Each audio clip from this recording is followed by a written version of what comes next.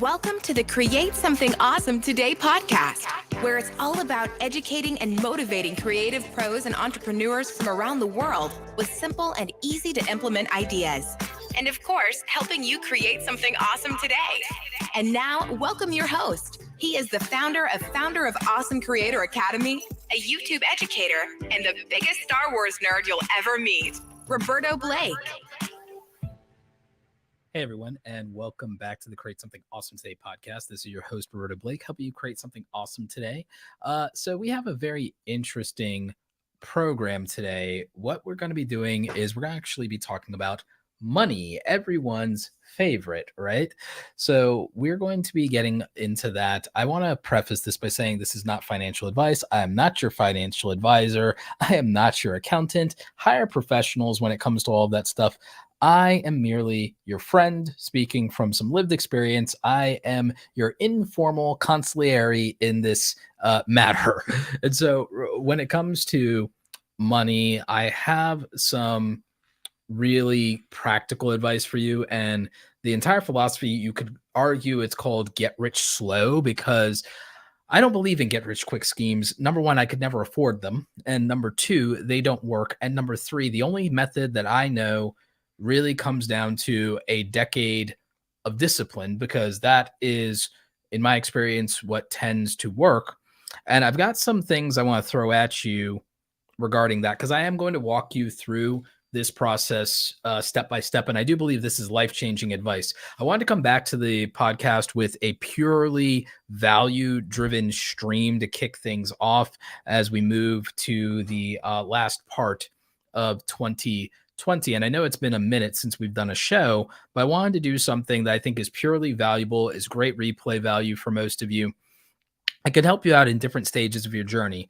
I will have to preface that this advice that I'm giving does require you to be physically capable and to not have severe problems in your life in terms of mental health or homelessness, because those are outlier situations that I don't really have practical advice for. My most practical advice in that situation is, one, I think it'd be very difficult to be listening to this program at that point just from access to resources. And number two, my advice in that situation would be you'd have to find someone who's lived your life and turned things around and do what they did or what they tell you to do. That would probably be the best thing in that situation as far as I'm concerned. So, disclaimers and virtue signaling aside, let's move on to the actual meat and potatoes content of today's show. The fundamental thing that I think you need to understand about my life and my journey is that I did come from what someone might refer to as hard luck circumstances. I did grow up in a single mother home, child of divorce, oldest of three siblings, small military town, community college, broke, everything you can think of for the most part. Aside from the fact that I had my health and the majority of my sanity, and I had the support of a loving family. Every other advantage you could have in life, probably not available to me in that situation. Here's the good news. This is like when I was 13, which is 25 years ago. I'm 38 as of the making of this episode. I got into this thing called the internet 25 years ago. It was the very primitive internet. It was AOL. You guys remember when AOL, Netscape Navigator, and Yahoo ruled the internet? And you remember when you had 56K modems and dial-up, and you prayed that nobody knocked you offline by calling. And then you'd have to connect to AOL again. You'd have to go through that. So that was the internet I grew up with. I got into websites and coding at 13 years old, taught myself from scratch from what was available on the internet and from books, believe it or not. And so with the accesses that the internet gives you, and what your local library, which is drastically underrated, even as a teenager, you could gain skills that 99% of the population doesn't have. Because what I think most of you do not know, and by the way, the thesis of this entire episode is not, hey, just learn to code. That's not the point here. I'm using coding as just one example. There are several other skills. I mean, people obviously come to me largely for stuff around the creator economy. And you could learn any number of skills that would make you creative and put you in a great position. You can learn writing, you can learn graphic design, you can learn video editing, you could learn coding, you could learn audio production, you could learn live streaming, you could learn photography. Some of these are more expensive, some of these are less expensive in terms of the barrier to entry, but they are accessible skills that you can learn. And speaking of live stream, by the way, I just want to acknowledge a super chat donation that came through from Spring Boot Learning. Really appreciate all the support.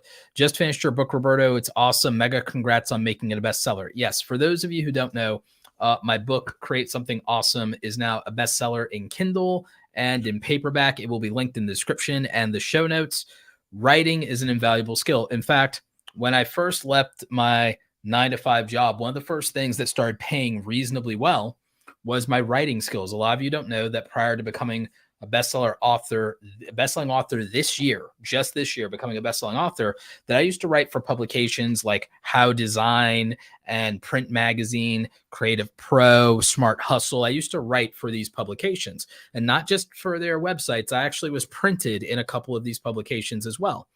And so I was working as a freelance writer, no writing degree, no formal background or training, just a couple of writing classes at the community college and lived experience. And so I was able to make about $1,200 to $1,500 a month as a freelance writer. Now, a lot of you are going to say, well, Roberto, that income would not change my life. I can't replace my 9-to-5 job with that income. That's not really the point. Most of you shouldn't necessarily replace your 9-to-5 job or shouldn't be in a rush to replace your 9-to-5 job, because for most of you, the journey to making $100,000 a year will be easier if you don't quit your 9-to-5 job, because you can be stacking income instead of replacing income. You can go to multiple income streams instead of having to replace one. My situation was different because I had a fire me or I quit type scenario. I had a what you might call a mental health crisis on the job, and the job was intolerable for me at that point. And I've been planning to leave for a while, and I had my resignation in my desk. So that's a not common situation, I would say. But although more people are doing it and more people want to leave their 9-to-5 job, for the far majority of you, if you want to get to $100,000 a year, keeping your $30,000 to $50,000 a year income is a very healthy start for most of you to put yourself in that position. For a lot of you, the answer is not going to quit your job, become a freelancer, or become a YouTuber. For a lot of you, it's going to be that you do a side hustle like YouTube or freelancing, and you earn extra income so you have leverage so that you don't go to a $0 income. And then you have the room to transition from a job that's underpaying you at 30 to 50,000 to move to a job that pays you 45 to 75,000, because you acquire new skills on the way that qualify you for a higher paying job. And so that's one of the secrets, is if you can qualify for a higher paying job, that's going to go a long way. And again, the goal probably is to get to like maybe a $60,000 to $75,000 a year job initially, and then you can grind at something that you build up in terms of your multiple streams of income, and then that will close the gap and get you to 100,000, and then you can make a choice. If the thing that you're doing can scale with more time, then you would start to say, okay, as long as you never changed your lifestyle and this new venture or set of ventures can replace your income, and you never changed your lifestyle. Let's say you were making $30,000 to $50,000 a year. And then let's say you went up to 50, 60, or 75, whatever it is. If you never change living a $30,000 to $40,000 a year lifestyle, you're going to have the leverage to quit the previous job if you can replace the income. If you live a $30,000 to $40,000 a year lifestyle, and then you start a side business or a side hustle that somehow, some way gets itself to making 40, 50,000 a year, or 30, 35, but you know that if you put even just a little bit more time, it becomes 40 or 50, and you're sure of that, and you've been doing it long enough to guarantee that for the most part. That, because I know nothing is 100% guaranteed, but for the most part, then it makes sense to leave a 9-to-5 job, where you're working 40 hours a week, working 160 to 180 hours a month, it makes sense at that point if you are already living off of 30,000, but you're making 40, 50,000 from the job. If you can make 30 to 40,000 with this side venture, and you're not increasing your lifestyle, even though you've had some years of making this or more than 2 years of making this, and you made extra money and it got you to like, 60, 80K by doing the side hustle, but you're not spending 40 hours a week on the side hustle, it actually makes sense at that point to leave a 9 to 5 job in theory. Go ahead and now put more time into scaling this, but you better be disciplined about it. And it has to prove that it could scale with more time. Then it makes sense. Because people ask me all the time, when should I quit my 9 to 5 job? When should I, like, it's not about when you can replace your income. It's about if that income that you're making on the side can benefit, truly benefit, and scale from you having more time to put into it. You also have to be willing to put more time into it. Because if you've been able to side hustle 20 hours a week and get to the income level of a 40-hour week job, the thing is, even if you got the other 40 hours back, are you disciplined? Are you the type of person who can spend another 20 to 40 hours a week on this side venture, or would that burn you out? So it's not just tactical. It is a mindset thing. It is a self-awareness game. It is a mental health game, because not all of you are going to be cut out to do the thing that you're doing 20 hours a week to make extra money, or even 10 hours a week extra money. A lot of you aren't ready or willing, even if you had the time, to commit to doing it 20, 30, 40, 50, 60 hours a week as a full-time thing. And you need to know whether that's true for you or not, and if that's where you are mentally and emotionally, if you have the capacity for that.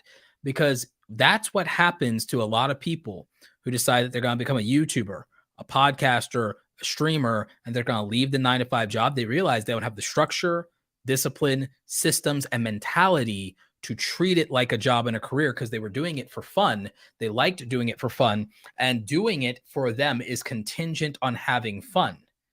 If you can't do it without needing it to be fun first, keep this in mind. I'm not saying it can never be fun, but if you need it to be fun first in order to do it, maybe you don't bet your life on it. And that sounds harsh. That sounds like, Roberto, you're telling people not to become a content creator or not to become an entrepreneur. You're talking people out of doing what you're doing. I'm preparing you to understand that it's not all sunshine and rainbows, and I don't want you to be a fake influencer who has to smile on Instagram all the time and cry yourself to sleep at night because you can never be honest about your problems and how hard your life is and how you're not having fun anymore and how challenging it is. Because I think for a lot of people, they underestimate the emotional commitment that doing a venture of your own as a entrepreneur, freelancer, content creator, whichever path it is, I think that they underestimate it no matter what. And we have a great comment in the chat here. So I'm going to read it out loud for the audio listeners. This comes from Glue Guns and Roses. Hey, how's it going? Friend of the show, somebody that I've coached with. And she says, I think that it's a good idea to only live off of 30 to 40% of your net income, no matter the job. I agree with that. I'd agree with that 100%, that no matter what you got going on, maybe you try to live off of 30 to 40% of that, which could be very difficult. Could be very difficult for a lot of people because that could be a lifestyle that they aren't super comfortable with. My advice also mostly is for people who are not going to try to live in New York or California. And I don't think it's worth it for most people not making six figures to try to live in New York and California. If they weren't already born there, it doesn't make much sense. Not with remote work and everything you could be doing and how that money could work out. It just doesn't make much sense to me to go that route, but to each their own. To each their own. What I will say and what I would tell you about this is that from a very practical standpoint, because we will get into, well, how do you build the income streams, Roberto? How do you build a business? I will literally give you a $100,000 business model before the end of this show. I promise you that. I promise you that much. It may not be as difficult as you're thinking.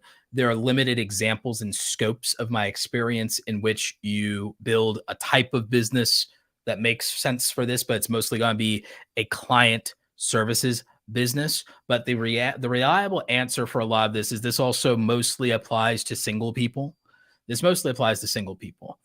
For most people, their most reasonable path to $100,000 a year income is a dual income via a relationship, via marriage in most cases.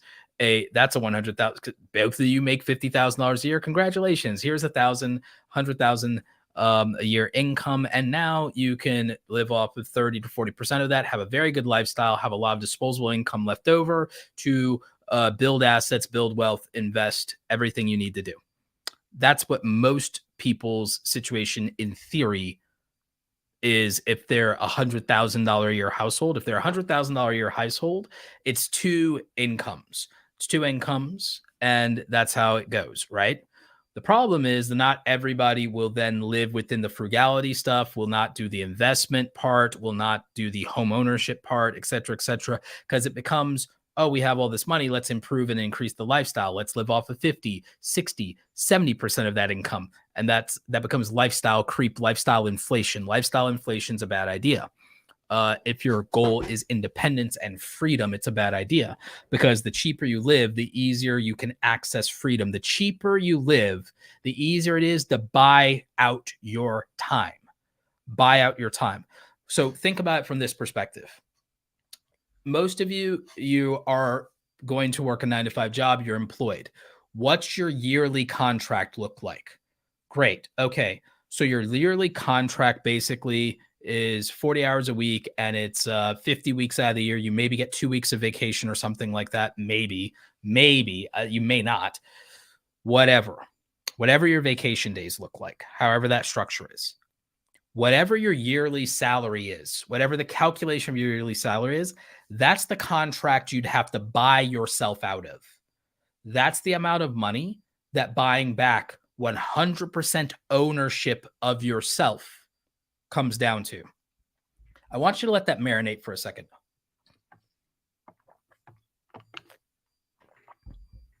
Whatever your current employment contract is, you're giving up 50% of your waking hours to your employer. You've auctioned off 50% of your waking hours 5 days a week to your employer, which means of your waking hours, you basically have auctioned off 40% of your waking life to your employer. That's the vested interest they have in control over your life. So, in order to have true freedom, you have to buy them out. You have to buy out their shares. You have to buy out their shares. So, what that means is this, because let's do the math. I'll do the math for you. Let's assume, for whatever reason, that you have a $50,000 a year salary. You have a $50,000 a year salary. So that means that if we're going to do percentages, 10% of your waking hours is valued of your life. And again, this is just a weird way to think of this, right? Is valued. If you have, if you have a $50,000, a year salary, and we're saying that this is worth, 40% of your waking hours, because we did the calculation of how many hours you have in a day times a week, et cetera, times a year, et cetera, right? Okay. So the issue here is this. Relatively speaking, that means that you already, at a 10% increase times 2, if you can make a $50,000 a year salary for your employer, your current level of ability already dictates that you have the capacity, if you were to monetize all of your time, which I'm not suggesting you do, but just think, hear me out, hear me out. It means that if you monetized all of your waking time, you already could, in theory, be worth over $100,000 a year in your current level of ability and skill. But what that doesn't take into account, is that your employer already sells your skill for more than they pay you for, which means the market values your skill level even higher than that, which means that a reasonable employer wants to make considerably more for your skills and ability than they're paying you for at any given time. So, one, if you had complete control over your time, especially considering that for most of us here, I think most of us will agree that most of the tasks we've ever done as an employee could have probably been accomplished with 20 to 25 hours of work, but 15 to 20 hours of our week was wasted with nonsense, busy work and things we don't specialize in. So it doesn't matter. Things we really don't even count in our job description, so on and so forth. So the thing is, you could accomplish the outcome in probably half the time, and therefore it'd be worth double the money if you were only doing the task that you are really being paid for. So that's another way to think about it. And there's a markup on your value when it's sold by the employer for that outcome. So we already know that if you're a $30,000 to $50,000 a year employee, that if we take productivity and true market value of your skills into account based on outcomes rather than time, that you probably are in fact worth at least $100,000 a year. So when you change your mindset, it makes a big difference. And I'll give you a real world example. Of this. I worked at a company that did web hosting, web design, and helped online business owners. Big shock that that's what Roberto did when he worked in corporate America, right? So there was a point where between that and the fact that every employee, even a manager like me, had to do customer service at some point, I was handling tech issues for online business owners and we were getting paid services for that, so on and so forth. There were retainer clients. There was all these stuff. Sometimes I'd be servicing customers and we'd be charging them hundreds, if not thousands of dollars. And I'd help dozens of customers a month, sometimes dozens in a week. So again, I'm like, wait a minute, I'm helping 50 to 100 customers and almost all of them are small business owners with internet-based businesses. Wait a minute. Again, this is years and years and years. This is more than a decade ago. This is a decade ago. So I'm like, wait. So it occurs to me that I'm like, wait, I could just help online business owners with their businesses and with their problems with their websites, their marketing, their design, their SEO, all these. I'm like, wait a minute, I can help small business owners with this. And I could just charge a monthly retainer to clients and I could just put 4 or 5 clients on my roster and make more money than I make at the 9-to-5 job. What am I doing? I could work less hours because I could just do their stuff and I could troubleshoot and I could support clients and I can do stuff. And again, I didn't poach any customers for the business. That was in my plan. And I wanted a different clientele anyway. With remote work, this seems somewhat obvious, but I'm going to give you all right now. Let's skip to something juicy. Let's say you wanted to start a business and you wanted to make real money and you wanted to kind of almost have a way to replace your income from your 9-to-5 job. Okay. So your 9-to-5 job, if you have a $50,000 a year salary, basically comes out to $4,166 a month. Let's just say it's $4,200 a month. Now, if you become self-employed, you need to make more than that because you have to cover your own expenses, your self-employment tax, your insurance, your tax rate goes up, all these things. So let's say what you need to make is $5,000 a month. If you need to make $4,500 to $5,000 a month, here's what I think is practical. You make 2 packages. This is note-taking time for the podcast audience. This is note-taking time. You make 2 packages for a service-based business. you make a $1,500 a month package, and you make a $2,500 a month package. And these are your two packages that you make for people. Okay. Now you have to figure out, well, what am I going to offer somebody for those prices that's a good deal for them, that is reasonably priced? What am I possibly going to offer somebody? I'll tell you a good one that would make some sense. If it were me, and I needed to make $60,000 a year upwards, here's what I would do.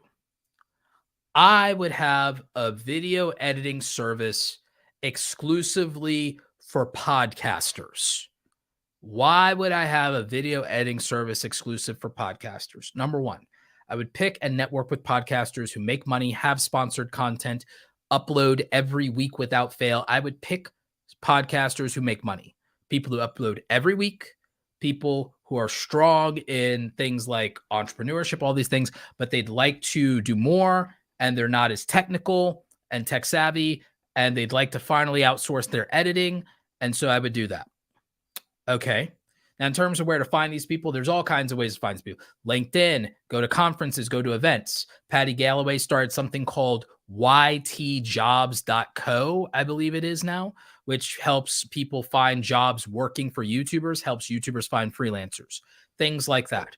This is not a scenario where you go to Fiverr. This entire game is prospecting and networking for this type of thing if you were going to do it, because we're not talking about playing for small stakes here. So if I were going to do a video podcasting editing service, I would have two packages, and one is $1,500 a month and one is $2,500 a month. What would I offer for that? In both cases, I would be editing interview podcast for people. I'd be editing interview podcasts for people, and in both packages, you get up to 5 full episodes edited every single month in a timely fashion. And I would also be capable, if they film with a guest, in the $2,500 package, I would offer multicam editing if they have a guest, as long as they meet the requirements that I have. I would do multicam editing for those, $2,500, and I would edit for them to where they have 30 pieces of content that they can use for YouTube Shorts, Instagram Reels, and TikTok. So they could have daily Shorts content if they want and need it. So they would have that. And from every episode that I edit of that full session, whether it's 4 or 5 of those interview sessions, I would edit them to where you also are getting like 3 clips from your episode that might be up to 8 minutes of just a segment that you might want. You get 3 of those from every episode. I'll find 3 segments to cut for you in every episode. So that means 12 to 15 deliverables of clips, 30 deliverables of shorts, and you get 4 to 5 deliverables of full multicam edits, $2,500. That would be the business that I build for that package.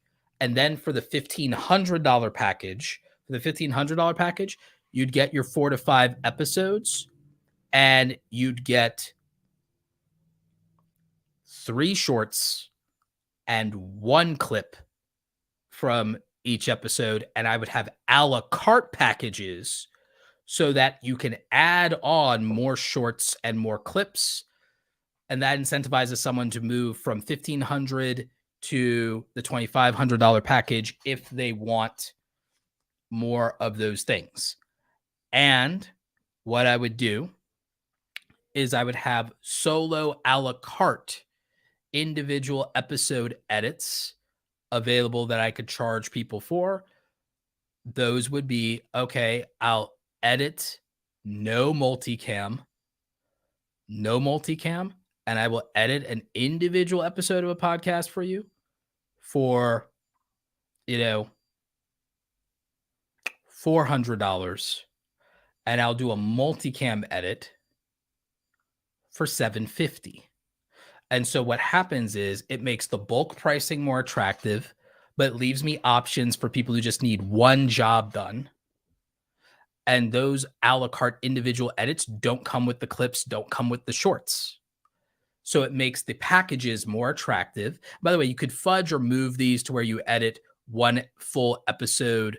I think 400 and 750 is okay, but if you want to make it clean or something like that, if you want a very clean pricing, you could go to something like, okay, 500 and 750 could be your prices if you want to keep it more clean. I like the 400 and 750, but to each their own. My point is, you could go 4 and 6 even. 4 and 6 could do it.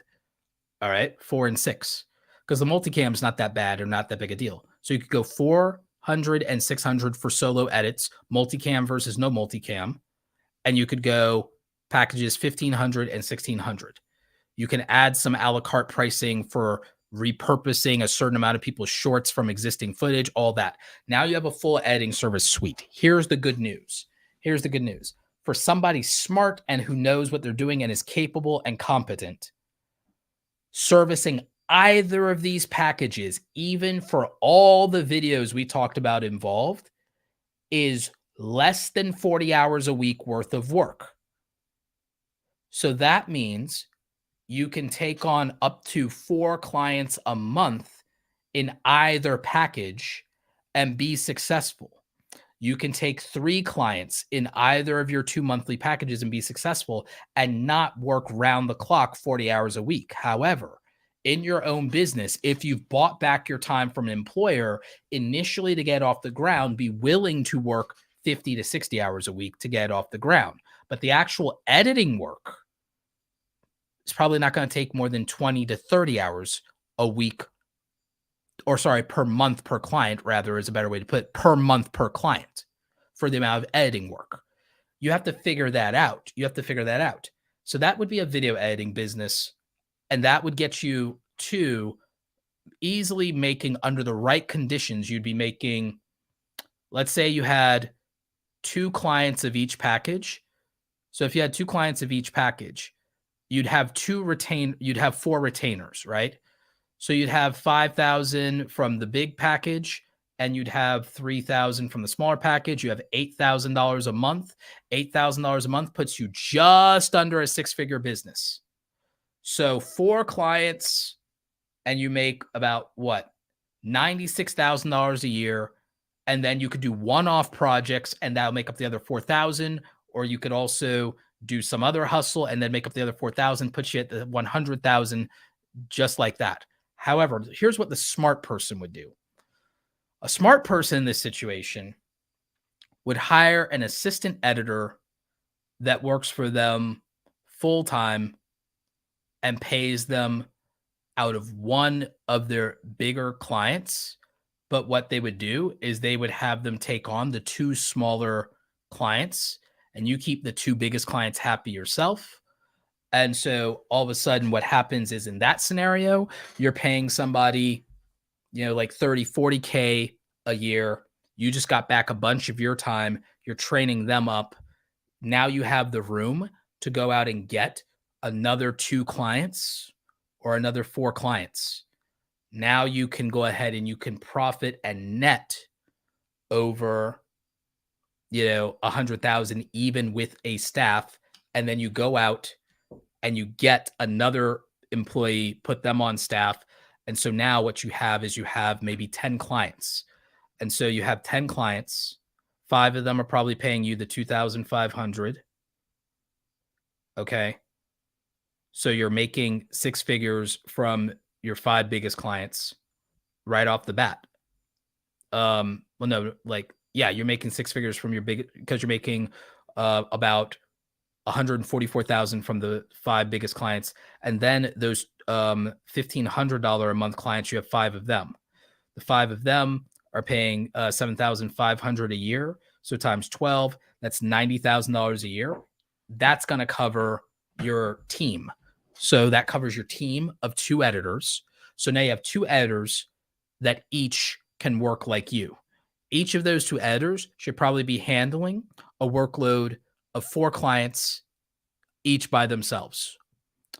They should handle 3 small accounts, like 2 big accounts, or 2 small accounts and 2 big accounts. You should probably prioritize keeping the biggest accounts happy, something like that, or give them each 1 big account and you handle 3 of the big accounts and 1 of the smaller ones, and that makes your life easier. And now you have this tremendous situation. You could take it even further, by the way, because you don't have to settle for 2 if between having 5 clients that make you 90,000 and another 5 clients that make you about roughly 150,000, what you could do is keep less money. You could go down to, instead of making over 6 figures, you could just go ahead and say, you know what? I'm going to pay myself $80,000 a year. And then I'm going to have a team of 4 editors that each pay $45,000 a year. So that takes up about $180,000 of this money. I'm going to pay myself $80,000 a year. And then all of a sudden, okay, that $250,000 or so a year business is doing really well. And you could stop working most of the clients and focus on the training, logistics, quality control, pitch in, grow the business, or move on to another venture now, because now you have a salary and you have capital and you built it starting from scratch. And again, this is practical. So someone can do this. This is not an unrealistic thing. Someone could do this. Here's another option. It's like, okay, Roberto, that's a very specific business model. Here's another one. If you learned coding like I did, you can go ahead and you can say, great, I build Shopify stores for people and I handle all of your graphics for you and I do all of this stuff for you. And I support your Shopify store backend with all of your technical difficulties. And I have 2 packages. And it's a year long commitment. And I have 2 packages and I work on your Shopify stuff in the back end for you and help you for a year. And you could say, okay, I have 2 packages, 5,000 and 10,000, 5,000 and 10,000. So now if you want to make, a certain amount of money, you get 10 clients of either package and you're good to go. And now you're making a certain amount of money. And if you're capable of that and you get 1 person to work with you, maybe they don't even do the website stuff. Maybe they do the admin work for you. Your life just got easier. And most of what they're paying for is the setup, but what they're happy with is maybe the maintenance. And maybe what the deal with the maintenance is, hey, I'll support your stuff up front for these big package prices for a year. Or maybe what you sell is 6 months of support, but then they pay a retainer for support after. And so what's that reason for doing that? Well, I'll tell you. The reason for doing that is, let's say that what you do is you have these 2 packages and it's $5,000 and $10,000 a month. And the support that comes with them is 6 months of support. But the support after the 6 months is contractually $500 a month of tech support and admin work but only up to a certain amount of hours per month of work you will do. You put boundaries in place. You put limits in place. Here's the good news. You do that. You have 10 clients. Great. You give all of them a maximum of, let's say, up to 5 hours a month of maintenance task that they get. They all get to have like 5 hours a month of maintenance task, and that's it.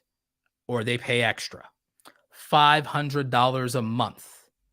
But they get that tech support when they need it, and you're kind of at their beck and call for up to 5 hours at a time. And they can put in tickets with you. Why would we do this and set them up on these 6-month retainers? It's very simple. We do 10 of these in a year. We now have recurring income from 10 people of $500 a month for handling their support. We've only sold 50 hours of our time for the entire month doing this. That's it, which means we're now at $60,000 of retainer income on top of any of our upfronts on all of our sales, which means our sales are 50 to 100,000 potentially because of 10 clients, $5,000, $10,000 package on web for these Shopify stores. By the way, it could be Shopify stores, it could be Kajabi stores and online courses. So it could be either, but those are your two best bets. Because why? Those people make money. They have disposable income. So all of a sudden, you have a business model that's scalable, has built-in recurring income of about $60,000 a year because of 10 clients, up to 10 clients there. And you have the upfront money, $50,000 to $100,000 from the $5,000 to $10,000 packages with 6 months of maintenance built in. And then the recurring charges start after that. So if we count the recurring charges starting after 6 months, technically the year one, it's only an additional $30,000, but in year two, it's an additional $60,000. And now you can get, so again, it's about contracts. And so now this is better than a regular employer, and it's less time and it's less time intensive. And so this is practical. This is how we build online businesses. So, okay, Roberto, that's video editing and web design, but those are skills you can learn for free. You can learn them for free. And I'm saying specifically, exclusively, you live in the domain of learning everything about Shopify, everything about Kajabi. You learn video editing for podcasting, if that's the direction you go, video editing in general. What skills do you need for that? You have to learn multicam editing. You have to learn some audio processing. You have to learn audio syncing. You have to learn color correction and color grading. You have to learn general video editing and cuts, basic graphics for motion graphics, nothing advanced. You probably don't need to learn After Effects or anything like that. These are all skills that someone can learn proficiently enough to charge money from in 90 days of extra work on your weekends of learning these skills and getting competent in them. You don't have to be a master to do these things. So all of a sudden, it makes perfect sense what I'm saying in terms of these particular gigs. And so that would be with video editing and web design services. You could obviously build packages in a similar fashion when it comes to graphic design. Put yourself on retainer, say, hey, I will do X amount of graphics and request that you need up to this amount. Come up with, once again, you can come up with a $2,500 a month package. You get 4 clients, you're making $10,000 a month. So that's the practical thing. That's the thing that makes sense.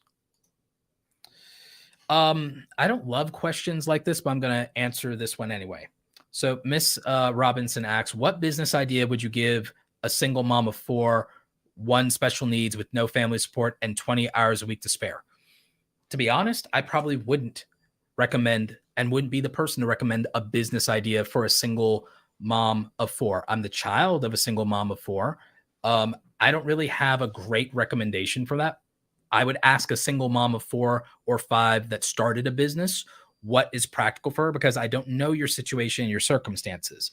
I don't know your situation and circumstances. The answer for my family in that situation was for me as the oldest son to figure it out, build my business, over the years, and to help my mom and to support the family and to do that. That was the answer I came up with. I don't necessarily have an answer for a single mother of 4 with special need, with 1 child having special needs. It's a very particular circumstance. I don't have a quick fix for that or a business model. I don't know that there is one. I'm not saying that's hopeless. I'm not saying that you can't do something with your 20 hours a week, but I just don't know what to do about your situation because I don't know you like that to give you that kind of advice. What I can do is I can tell you the mathematical things in business and time and money and what's applicable, skills that can be learned over 90 days. And some people can apply it to their life and some people can't. Some people have challenges that they don't want to disclose or share, or publicly or privately. And so again, I don't know that there's an answer or a fix for that one. I would say that getting support from family, getting support from your community goes a long way, because that's a lot of stuff to overcome in general. It's a lot of stuff to overcome in general. in a situation like this, elevating yourself in your current career probably has the most advantages versus trying to trade the extra time per se. Because I think that there's resource issues. I think there's a limit to what one person can do. I think there's a limit to what one person can do. I think that in a situation with kids, that building a business on the side isn't most people's best option when they have kids, especially as a single parent. So growing up in a single parent home, I can tell you that it's probably not always the best option to trade time away from the family. So the thing I would say is the most reasonable thing is whatever your current job or career is to make more money in your 40-hour a week job instead of selling the extra 20 hours away from your family in that situation. Because I could tell you the thing that's the most beneficial from a child's perspective in a single parent home is to have more time with your parent. More resources is great, certainly helps, and where needed, absolutely. But as the child in that situation, I would tell you that from my experience as a child, the thing that has the most impact is more time, more help with schoolwork, more encouragement, more being there when things get hard or when it's a bad day at school probably makes a tremendous difference. I have no real recommendation for selling off the other 20 hours versus that. I would say in your situation that you probably need more help. You probably need more people around you that can help. And I hope that that situation improves. But like I said, the reason I don't like questions like that is because I'm useless. Look, because people talk all this stuff about gurus all the time. There are like there's like 100 scenarios where Roberto's advice is crap. I'm useless and I don't know anything what I'm talking about. Why? Because I don't live your life. There's like 100 scenarios you can find where my advice is absolutely useless. But a lot of people will go out of their way to contrive scenarios where advice given to them is actually absolutely useless instead of saying, is there anything of value that I can extract from this, even if it's not an end all be all solution to my problems? And so, I would say that if you are healthy, single, and you have no kids, there's a 99.9% chance that you should just take my advice. But outside of that context, you can take me with all the salt in the world. You can take me not with a grain of salt. You can take me with an entire pillar, an entire mountain of salt if you want to do that. And I will never be offended by that. Never, never. But what I will say is that my advice probably, if you have massive mental health issues, you have massive crippling physical disabilities, you have multiple children, you're a single parent, you have no family support, don't find advice from me. Find someone in your situation with your circumstances that's overcome them, and that person can give you advice. You don't need to listen to me about anything that's not technical. You want to find out how a camera works from me? Great. You want to know how to make a thumbnail from me? Great. You want to know what microphone to buy? Great. The limits to my advice for anyone that has hard luck situations that are different than my hard luck situations.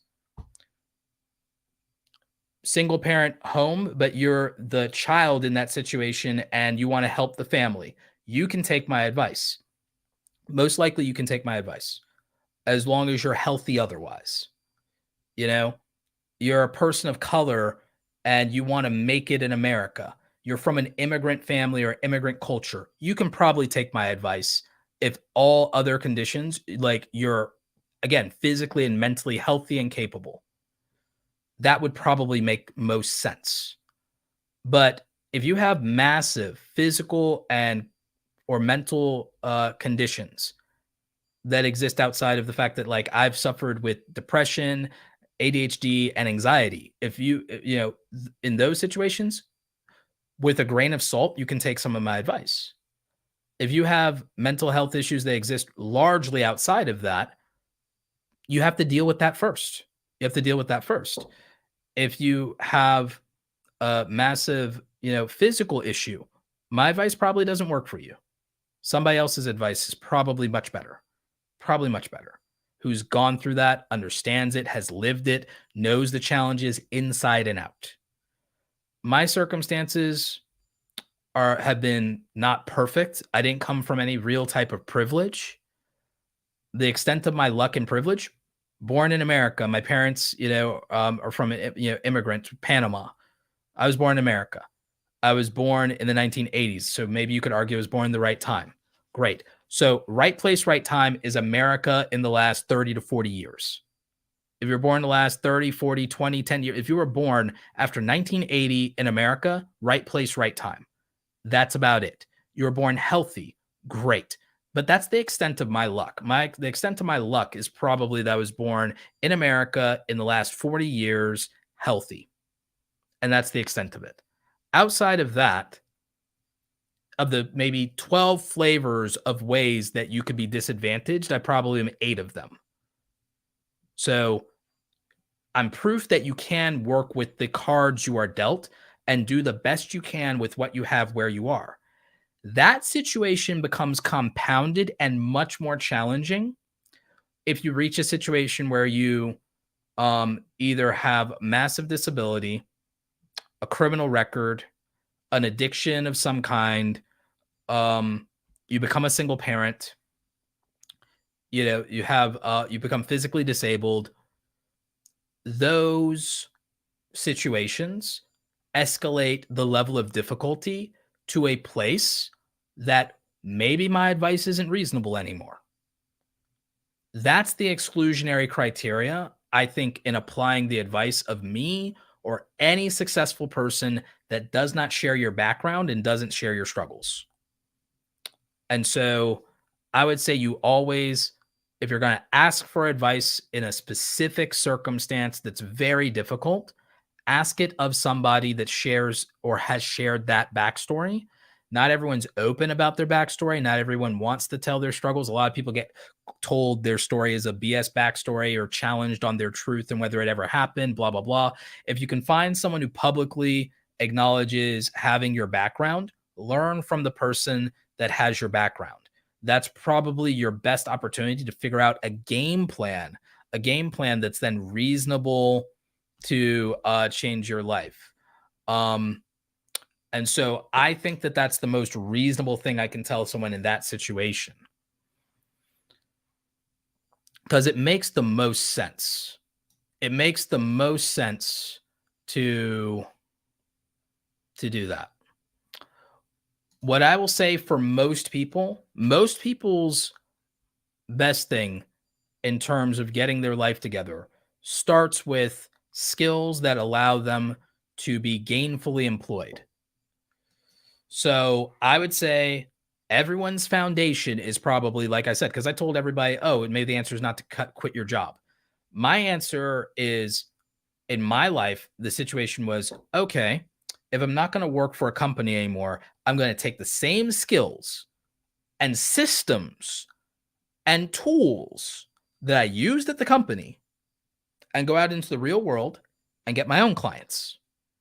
But I had the skills to work from, and I didn't learn all of them on the job. I learned most of them on the internet for $0 and from books. It was also why I wrote one. So I learned from the internet and from books.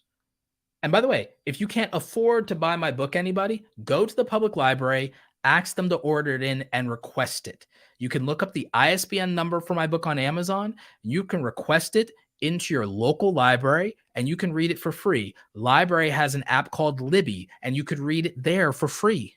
You could do that. You can order it into your local bookstore, Barnes and Noble, sit there with a coffee and read it for free every week. So you can get access to information. And that's not just applicable to my book. That's to every book. That's to every book. Every book that you need or want to learn from, you can do it for $0 if you're struggling or you have to, if you want to acquire knowledge that you think will help you, whatever that knowledge looks like, whatever it looks like. Now, what I'll say is the foundation for most people is stable income and employment and getting a job that pays $24,000 to $35,000 a year that does not require specialized education. And those jobs do exist and they're out there. There are jobs you can get. If it's possible and you can do it and you can manage it and you can work full time. Right now, I think there are a lot of jobs that pay about about $15 an hour, even in the South. There are places right here. There are companies, and not everyone wants to work for these companies, but a lot of these companies now, a lot of these megacorps pay $15 to $18 an hour now, starting because of the hiring crisis.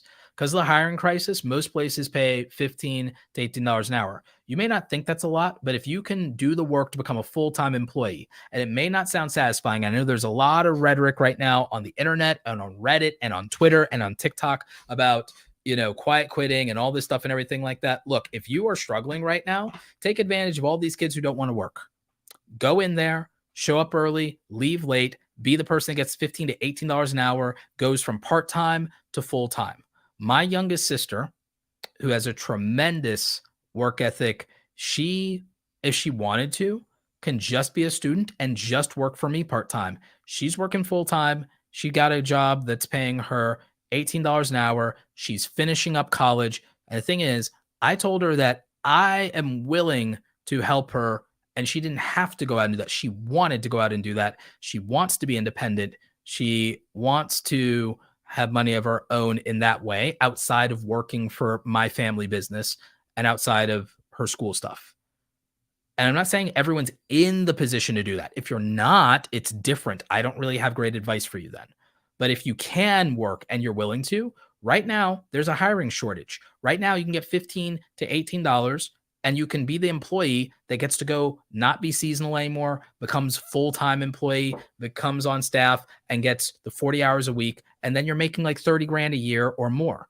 And if you're making 30 grand a year or more, and now you have stable, gainful employment, you can stabilize your lifestyle. If you can do that, then it means that on your weekends, not your nights, but on your days off, maybe now you have a little bit of extra money to invest into a side hustle, to invest into a YouTube channel, to invest in the video editing software that lets you do that business on the side, to invest the money into the camera gear and do the photography business on the side on the weekends.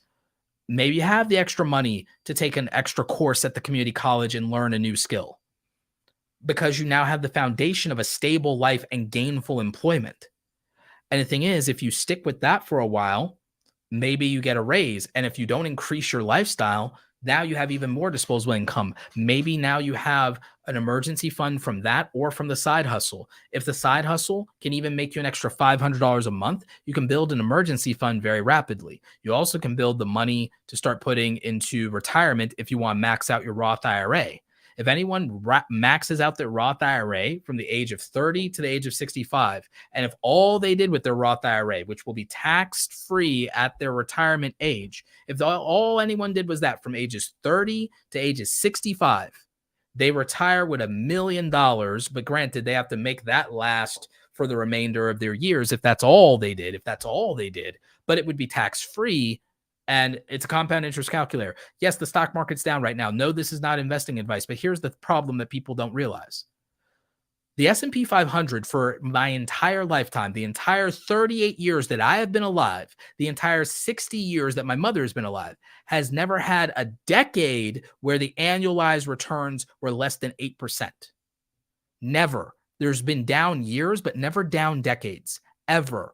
In the long run for retirement, it is the safest bet in the universe you could ever make. Compound interest always works, either for you or it works against you. The banks bet on compound interest because that's what your credit cards and your loans and your mortgage all is about, that compound interest from them. So they all benefit from compound interest. Why aren't you? And they don't need to be a lot of compound interest. That's why your interest rates on a mortgage and everything like that, they make hundreds of thousands of dollars on a 3% interest rate. They make hundreds of thousands of dollars on a 3% interest rate if the loan is big enough. If the principal of the loan is big enough, they make hundreds of thousands of dollars off of that, okay? Over a long enough period of time, 3%. Now, for you, if you start small, even with $1, and you put 500 into the S&P 500 in your Roth IRA, not financial advice, talk to your CPA, accountant, whoever, and you did that from ages 30 to 65, let's say you start late in life, ages 30 to 65, then that's $1 million+ that's tax-free to help you live off of when you're older. Now, when you can't afford to do that right away, my answer to that is a side hustle, because $500 a month sounds like an extravagant amount of money, but on the internet, it's not. On the internet, it's not an extravagant amount of money to make. You just have to do the upfront work to build the things that will make that. And I will give you a primary example. So my book that I self-published, because I self-published, the Kindle ebook makes me almost $7 for every copy sold. It's $9.99. I have a 70% royalty with Amazon, so I make almost $7 for every sale. The paperback, which also is out, is $14.99. Now, paperbacks cost upfront money to print and to make and to distribute. So I make about $6.50 for every sale of the paperback book when Amazon sells them. If I order the books in my own hand, have them shipped to me from Amazon, they're about $3.50 a piece, which means when I sell them for $15 plus tax, I make $10 from every sale when I sell them by hand. So that means once you write a book, which does take time, takes you months to write a book. In my case, it took me a year to write and publish, self-publishing. But think about it. If I sell, let's say, 10 copies of my book a day, I can make $60 a day if I sell 10 copies a day. 10 copies. Now, I worked at a bookstore, by the way, for a living. It's not the hardest thing in the world to sell 10 copies of your book every day. When you decide, okay, I wrote a book, now I'll do a podcast, now I will do YouTube, now I will do TikTok, now I will do Instagram, whatever. You have every piece of content you make as a pipeline to sell your book.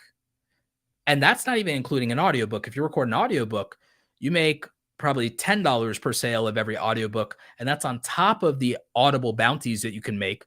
And so you can make even more off the Audible bounties that people sign up to Audible for free. And if you use your own audiobook link referral from that and they buy your audiobook with the bounty, you make like $75 a sale.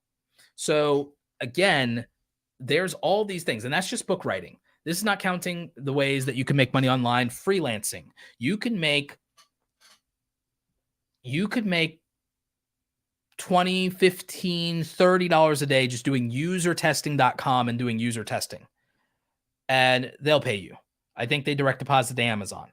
So you can make $500 extra a month, multiple ways online. You can learn some basic graphic design skills. You can learn how to help people make thumbnails. You can learn how to help people make banners, make logos, do all kinds of things. I did these things. And you can make $500 extra a month. If you make $500 extra a month on top of a 9-to-5 job with a side hustle, as long as you don't upgrade your lifestyle, the $500 a month builds the retirement fund. The retirement fund means you have a guaranteed future when you're older or something to leave to your kids. So, and yes, the podcast will have audio versions that come out. They come out a couple of days later. And there will be an audiobook for the book. The book will ultimately have a audiobook that will come out before the end of the year. And audio versions of the podcast come out a few days later, usually no later than a week later. But what I'm getting at is making extra $500 a month, as long as you do the upfront work to build up to that, even if it takes 6 months to a year to build up to it, is manageable and doable. And it's potentially life-changing money to get $500 extra a month to put aside for your retirement, as long as you stabilize your life to where you don't feel so much stress to say, I need to take that $500 and I need to make my lifestyle better because I'm suffering or I'm struggling. As long as you're not suffering and struggling, and you don't need that $500 to improve your life so that you feel better about yourself, you can put it towards your future. You can put it towards your future and you can have a great future. You can build wealth. You can build wealth if you don't need a lifestyle that exceeds $35,000 a year of lifestyle. If you don't need a lifestyle that exceeds $35,000 a year of lifestyle, you can build wealth. If you happen to be in a situation in life, I'm single, but if you find a partner and you have a good partner and you work together and both of you make 35K a year, y'all can have a very good life by not changing your lifestyle to exceed maybe 40 or 45,000. Now that y'all combined have 70, and now you can build wealth. The problem is most people, they change their lifestyle the minute they make extra money. The minute they make any extra money, their lifestyle increases to fill the increase in money. That's what happens to people.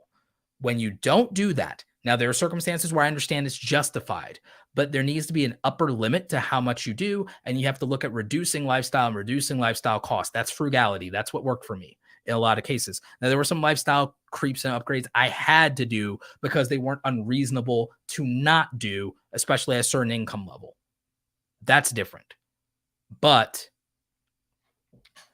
there are things I'm actively doing right now to where I want to reduce my income requirement and cost of living so I can reduce the amount of money I need to spend.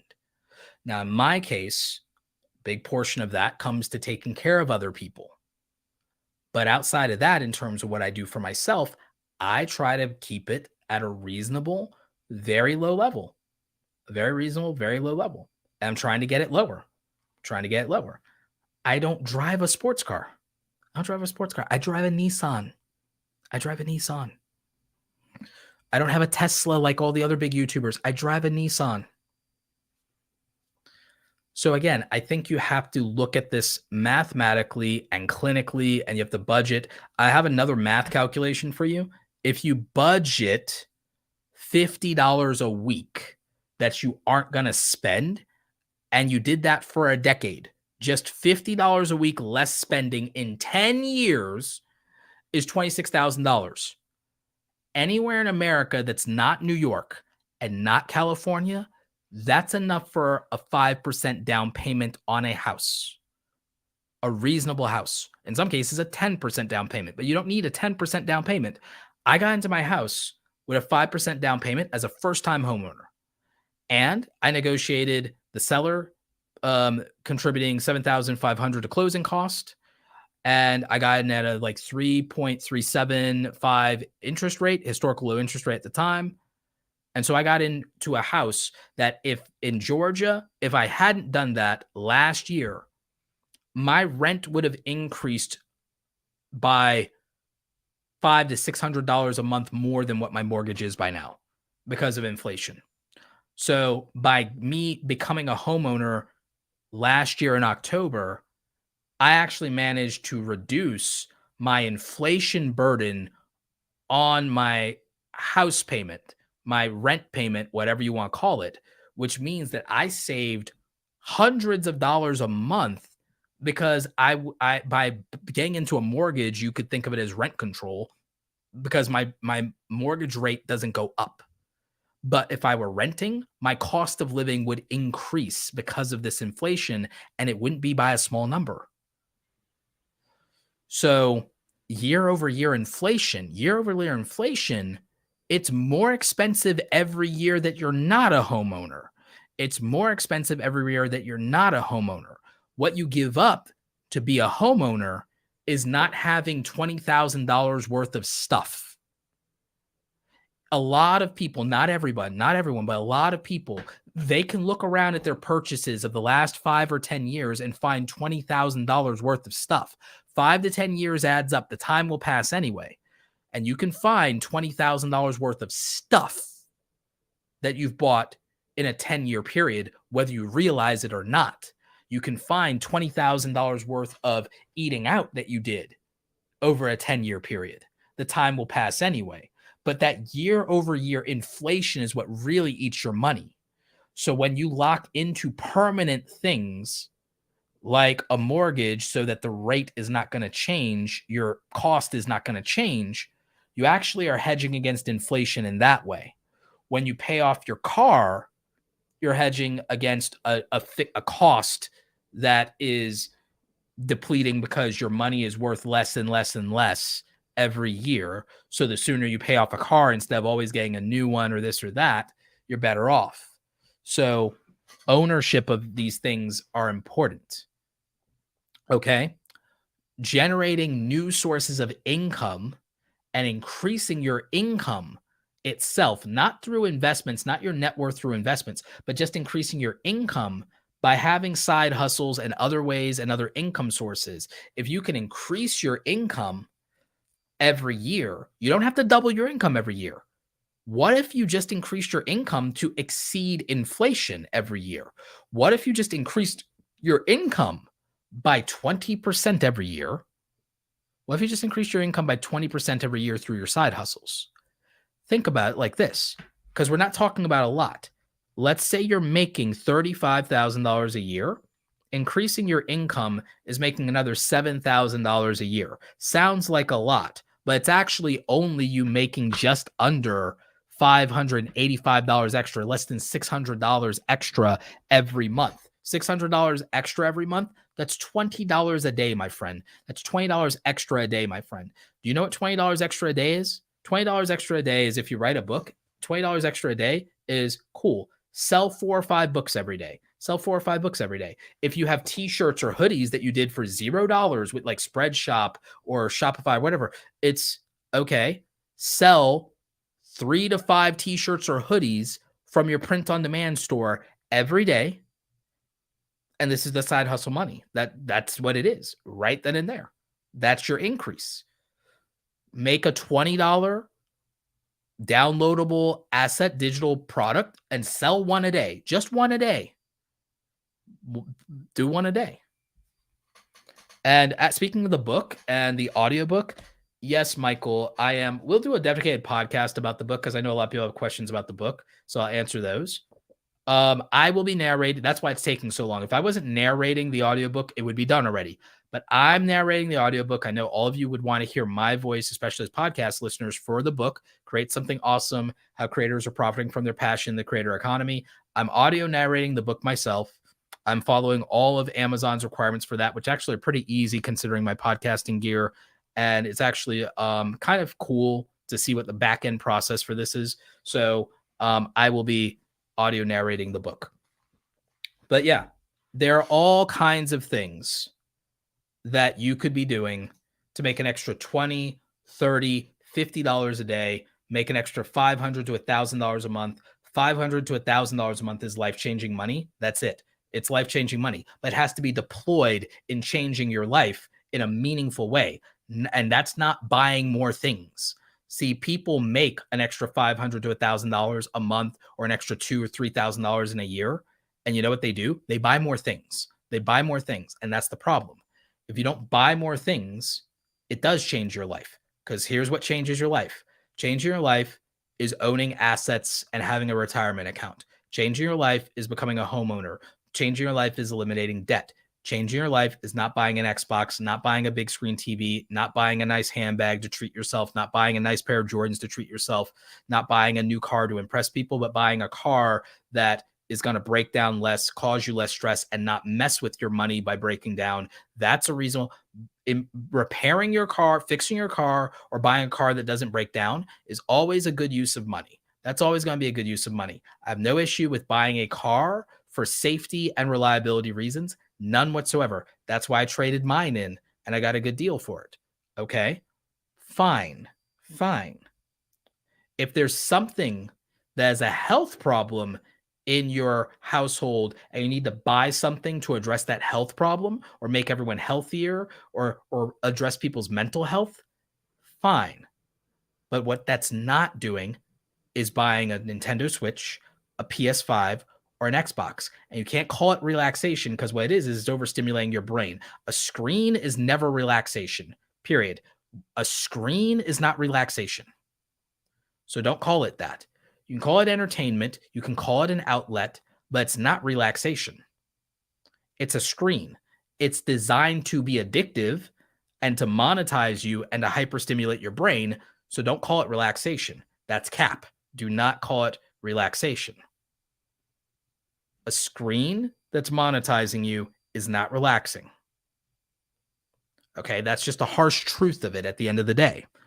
However, what I think is fine to spend money on, a gym membership, buying books. If you want to have a Spotify audio membership or an Audible membership, that's fine as a subscription. Limit your subscriptions if you can, but you don't need a lot of these things. Now, speaking of the book, and the reason I'm answering this because there are questions in the chat, I should just do a dedicated podcast to the book. My return podcast probably should have just been everything about the book. The next episode of the podcast will probably just be dedicated to the book so I can answer the 101 questions about the book and not have to interrupt it with other topics. But the book is available in almost every country in the world: the United States, Canada, the UK, Australia. I made sure that the book in Kindle and in paperback would be available to anywhere, anyone who wants it. And so it's available. You can even order it into a local bookstore if you want. But on Amazon, it has a ton of options, but you can also order it into your local bookstores. So it's available in Kindle, ebook, and paperback and hardcover, believe it or not. I also have a hardcover. Hardcover is more expensive. You don't have to buy the hardcover to support me, but it does exist if you want to. It's a little bit extra, but it's durable, will last longer if that matters to you. So you have a hardcover if you want. You have a paperback if you want. You have Kindle. And like I said, if you can't afford it, it's accessible at the library for free.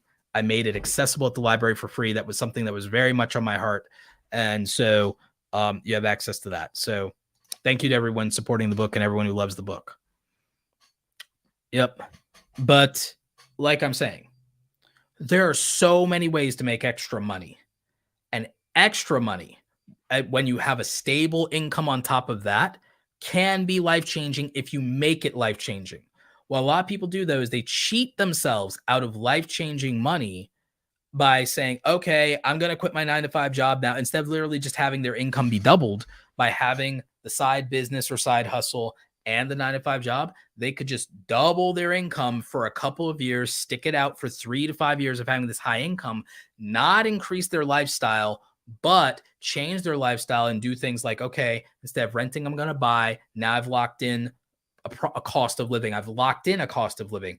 Okay, I'm going to pay off my car. My expenses are now hundreds of dollars a month lower, and I have control over the cost of my roof. Fantastic. And you still have this high income. If you can make those changes, it's worth sticking out working the extra time. Yes, even if it's 60 hours a week. As much as everyone, oh, that's toxic. Oh, that's toxic. Oh, people will burn out. It's like people are more afraid of burnout than they are of living in poverty. People are more afraid of burnout than they are of not living their best life and not having their dreams. People are so reluctant to have a season of hustle that would have them avoid a lifetime of hardship.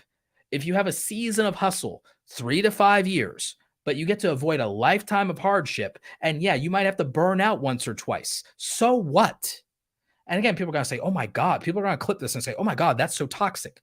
They're being ridiculous. Life is harder than that. Life is harder. Burnout's not the worst thing that ever happened to anybody in life unless they're privileged. Unless you're privileged, burnout's not the worst thing that's ever going to happen to you in life. And you've survived 100% of the hardest things that ever happened to you. So what are you afraid of? What are you afraid of? And people mistake clinical burnout, which is very serious, for emotional and mental burnout or being bored or being depressed. And people struggle with that for much worse things all the time who can't do anything about it.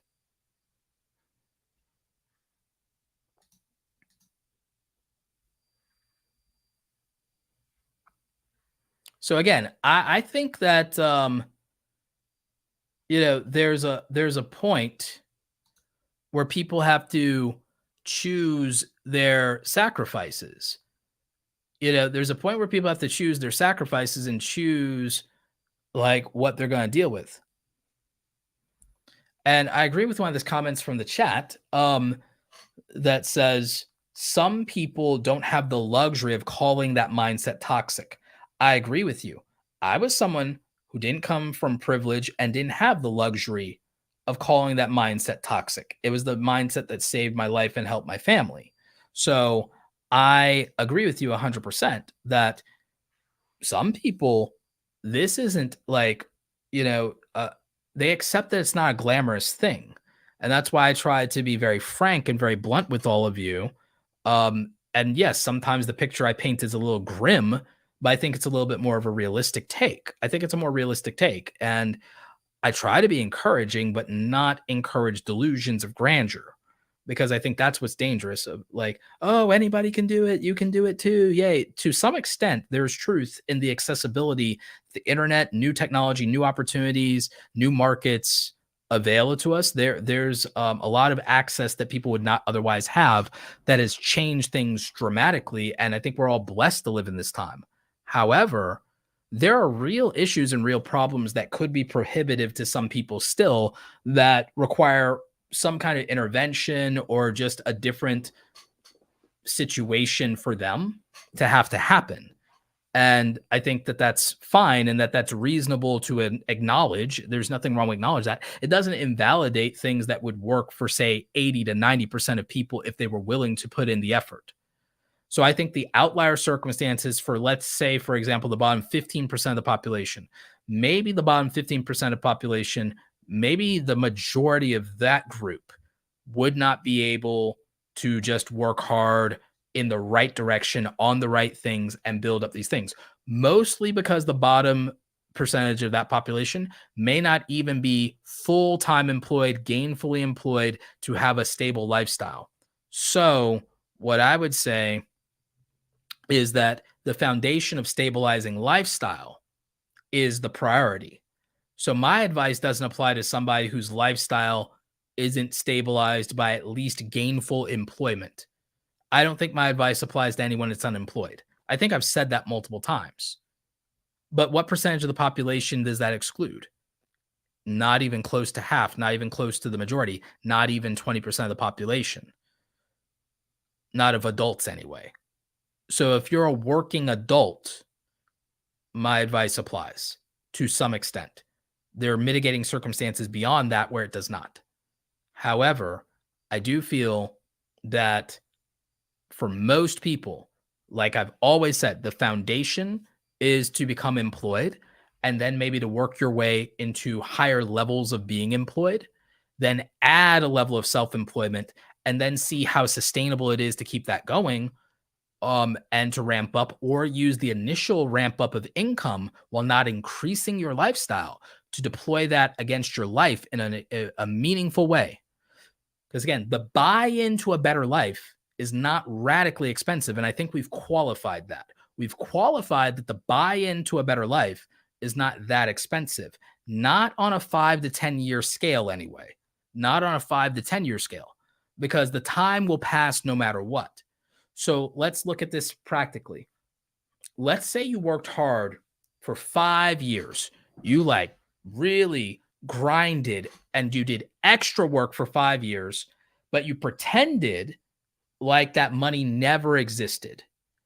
You pretended like that money never existed. So in 5 years of making $500 extra a month, well, what is that? If all you made was $500 extra a month for 5 years and you pretended like that money didn't exist, and it was just sitting there, let's say it's not even risked anywhere where it could gain or lose money on compounding interest. Let's just say you put it in a savings account. 5 years, you have 30 grand. If you work for $500 extra a month for 5 years straight, at the end of that 5 years, you have 30 grand. There is nowhere in America that's not New York and not California where you don't have the down payment for a house if you have that $30,000 or even $20,000 because you don't have to put 20% down. I am a first-time homeowner. Do not believe the hype. You don't have to put 20% down. Oh, you'll pay so much more in PMI if you don't put 20% down. Not really. I'll tell you this. On a $500,000 house, your PMI would be less than $250 extra a month. Oh, $250 a month is a lot of extra money. Your rent will be raised to such a point, and the inflation will go up to such a point to where in another 3 to 5 years, you'll be paying more than that by a lot just by renting. You just won't notice it. and you won't have a choice in the matter. Whereas the PMI, that extra $250 a month of PMI on top of your mortgage, for one thing, your mortgage is probably going to be less than your rent. So the PMI is not going to matter. And then once you do hit 20% of invested into your mortgage, once you paid it down up to 20%, the PMI goes away. So does it really matter? And most of you are not going to buy a $500,000 house. You're going to buy a $250,000 to $300,000 house as a first-time buyer. So guess what that means? Your PMI is going to be like an extra $100 a month. Your rent is going to go up by more than $100 a month. And even if it doesn't, inflation will make it feel like it did.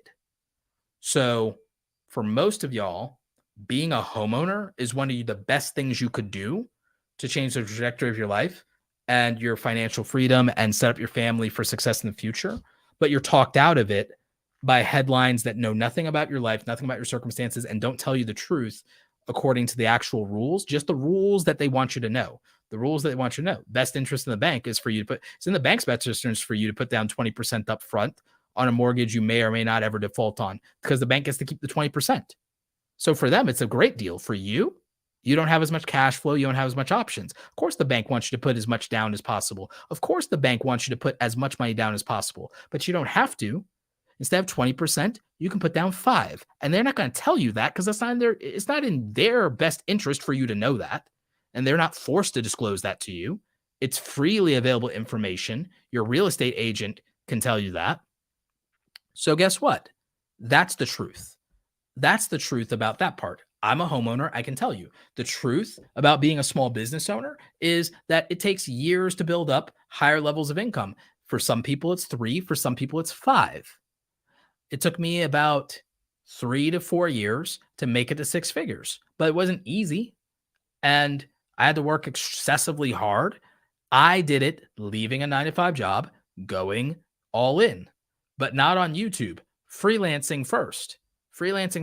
YouTube didn't pay off until 3 to 5 years. YouTube paid off with a silver play button in 3 years of doing it consistently. Sure, I didn't make good money on ad revenue, and I didn't take really sponsored deals that paid a lot until much later. So again, 3 to 5 years to build a successful YouTube channel. 3 to 5 years of hard work to begin to get to a 6-figure income. It's not overnight. So this isn't like an answer for changing your life overnight. However, the thing that in the immediate future improves your life is a side hustle on top of stable, regular employment,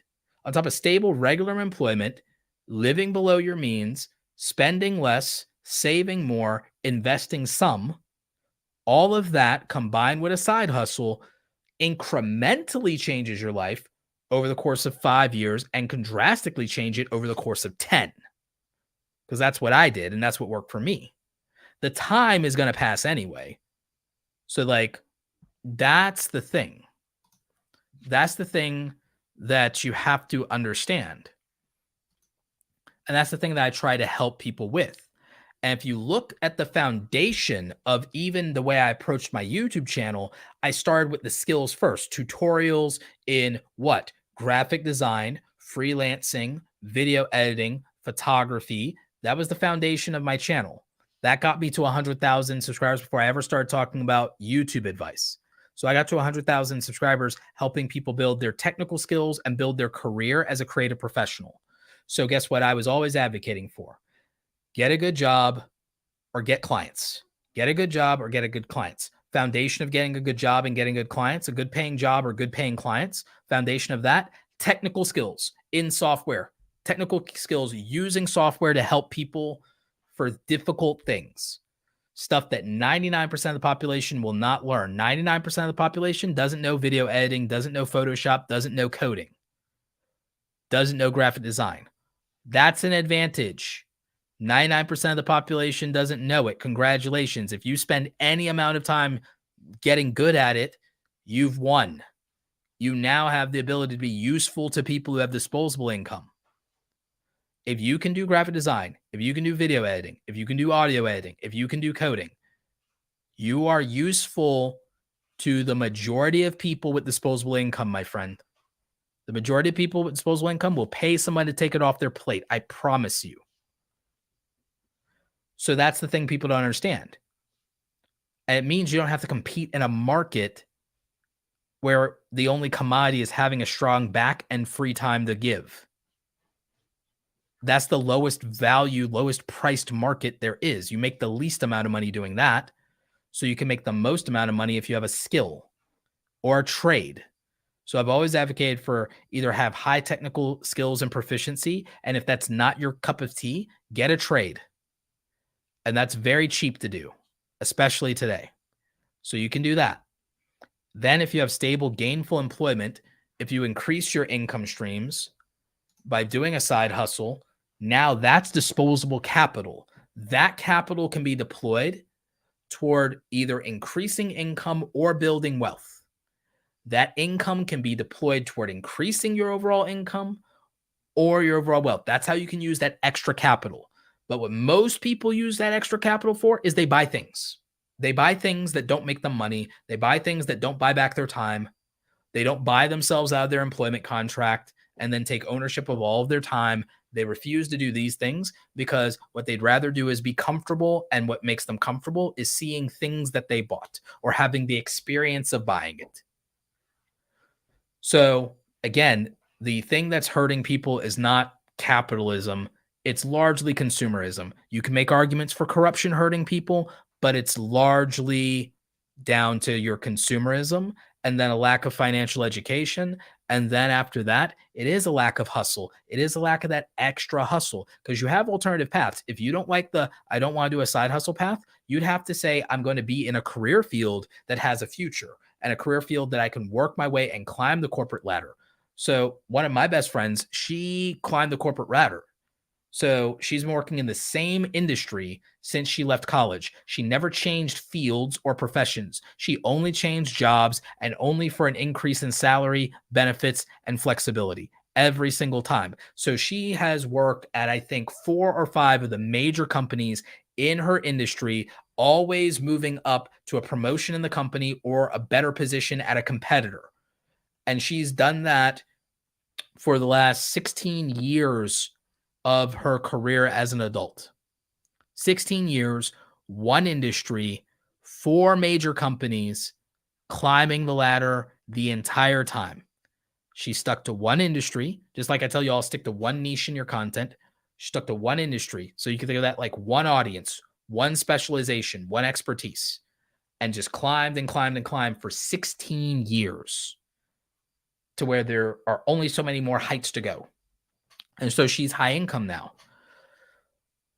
Her side hustles are largely partly for preoccupying herself and wanting to dabble in them. Any of the extra money she goes beyond break even on it is money she gets to play with in the market or treat herself if she wants or chooses out of that extra money because she already did the real hustle for her, which was not the multiple streams of income thing that I do, but she went and increased her primary stream of income. These other streams of income are for fun and profit, But for her, a lot of it is fun coming first, which is fine, by the way. And so there's that. Her husband worked a traditional job. They make enough money to where now he's decided to go all in into real estate. So, but again, they just started with working class jobs in an industry, stuck with that industry. And both of them worked in the same industry. So they also shared not company knowledge, but they shared expertise. So they always had a vertical. So it's smart moves. It comes down to playing chess instead of playing checkers. A lot of people play checkers. You could be playing chess. You could learn chess. Just learn chess instead. Why worry about checkers? Just learn chess. And so you can make those kind of moves, and then that's a different path. It's a different path than mine. Now, me and this friend, we ended up almost in the same place in life, except for, she's married with a kid. I'm single. But in terms of income, comparative income and comparative lifestyle, ended up in relatively the same place through different paths, through different means. There's not a one size fits all option, but there is a general strategy and underlying principles that exist across multiple paths here. There's a lot of the underlying principles exist across multiple paths. Flipping Nostalgia asks this question: when do you know you're ready to take on clients with editing? There's no guarantee that you know when you're ready. But if you feel like you're very fast, you're very efficient, you have the disposable time, and it's not going to hinder anything else in life that you're doing right now, that is a responsibility and a commitment that you already have, then it's fine to take the shot. It's fine to take the shot. No risk, no reward. So you have to risk that if it's not a good time or you're not ready, you'll find out.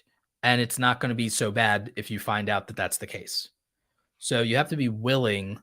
You have to be willing to find out whether that's true. So you have to be willing to risk failing. And what a lot of people do is they hold themselves back or they don't succeed because they're convinced that failing is so horribly bad, when you just have to be realistic about what is realistically, if I fail, what happens? Realistically, if I fail, what happens? Now, if the situation is if I fail, I'm fired and I'm unemployed and I'm blackballed from the industry, then obviously that's something you don't do. But you have to be realistic about what's the worst that can happen and what's the best that can happen. And then you have to make your decisions accordingly. But a lot of people's biggest fear isn't like some tragedy that results from failure. People's biggest fear is minor discomfort that comes from failing. So I think that that's important to acknowledge. I think that that is a reality that stops a lot of people, makes them procrastinate, makes them struggle unnecessarily. And I think that that can be overcome. I think you have to build confidence, courage, but I also think sometimes you have to be willing to just take a risk, shoot a shot. And that's how it is. But like I said, the six-figure framework, the foundation of it is stable, gainful employment, skills that are highly valued and sought after, that don't require a degree, and being able to commoditize a reasonable amount of your free time. Easier to do when you're single, easier to do when you don't have kids. If you're single and you don't have kids and you have goals and you want money, it's a very simple thing to just work harder. What's going to happen? What's so bad that's going to happen to you? What's so toxic about that? If you do not have kids and you do not have a partner, there's no reason not to work more. I'm not saying do it after your 9-to-5 job when you're already exhausted and tired. Go to sleep, get 8 hours. No one is telling you. I've never heard it, not once. I've never heard someone say, don't get the recommended 6 to 8 hours of sleep. I've never heard someone say, don't get the recommended 6 to 8 hours of sleep. Never. Not once. Not someone who was being serious. Not once. Not somebody over the age of 30. Not once. So, like, again, if you're hearing that, why are you listening to 25-year-olds? Being real here. If you're like, toxic hustle culture doesn't exist outside of 25-year-olds. It doesn't exist outside of hyperbole. It doesn't exist for entrepreneurs that are over 30 who know what they're talking about. And it doesn't exist for anyone who's been in business for more than 10 years. And it doesn't exist for anybody who's not speaking in hyperbole to people who have mommy and daddy's money, who are attending a conference that costs thousands of dollars. All of the so-called toxic hustle culture, the media keeps perpetuating over and over. They practically made it up at this point. They're more responsible for it than any of the people they claim are responsible for it. Do you know what the sound bites and the quotes they're taking from that aren't just stupid Instagram memes from nobodies? Do you know what it actually is? They are clipping sound bites and rhetoric, addressing an audience of people who already make 6 figures, who say they want to make 7, who already have more time freedom than most people and capital to deploy. There is nothing toxic about telling people who make 6 figures, who say they want 7, who don't need to make 7, by the way. They just want to. They want the merit badge. There's nothing toxic about telling them, okay, cool, bet. You already are a CEO and you work 40 to 50 hours and you make 6 figures or multiple 6 figures, but you claim you want 7. Cool. You go work 60 to 8 hours then and don't ask more of your employees. That's the message that's clipped out of context when people talk about toxic hustle culture and talk about working 80 hours a week. That rhetoric is being directed at people who pay $5,000 to be in a seminar, who make $100,000 to $500,000 a year and aren't satisfied with that. That's not directed at working class people who work, for $30,000 to $50,000 a year. It's just not. So it's disingenuous and dishonest to, oh, we have this toxic hustle culture. No, we don't. We really don't. What we have is several very harsh, very brutal realities for people from different backgrounds and situations, largely who are unemployed or underemployed. And on top of that, have compounded outlier situations that make that money not nearly enough. We also have rampant inflation and rampant consumerism among people who don't live in New York and California, who would be able to live a reasonable lifestyle on $30,000 to $50,000 a year as a single person if they didn't have extravagant taste because they scroll through Instagram too much. That's the harsh truth about it. And that's what most people don't want to hear. And that's what most influencers will never tell you because you won't like them anymore. I'm not here to pander to anybody, and I'm not here to make anybody feel bad or also to inflate their ego and make them feel good and give them delusions of grandeur.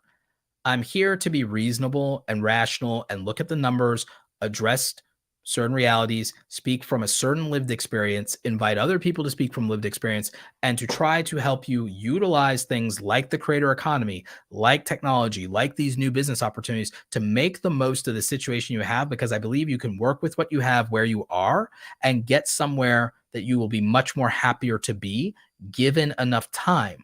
But given enough time of doing the right things in the right order for a long enough time.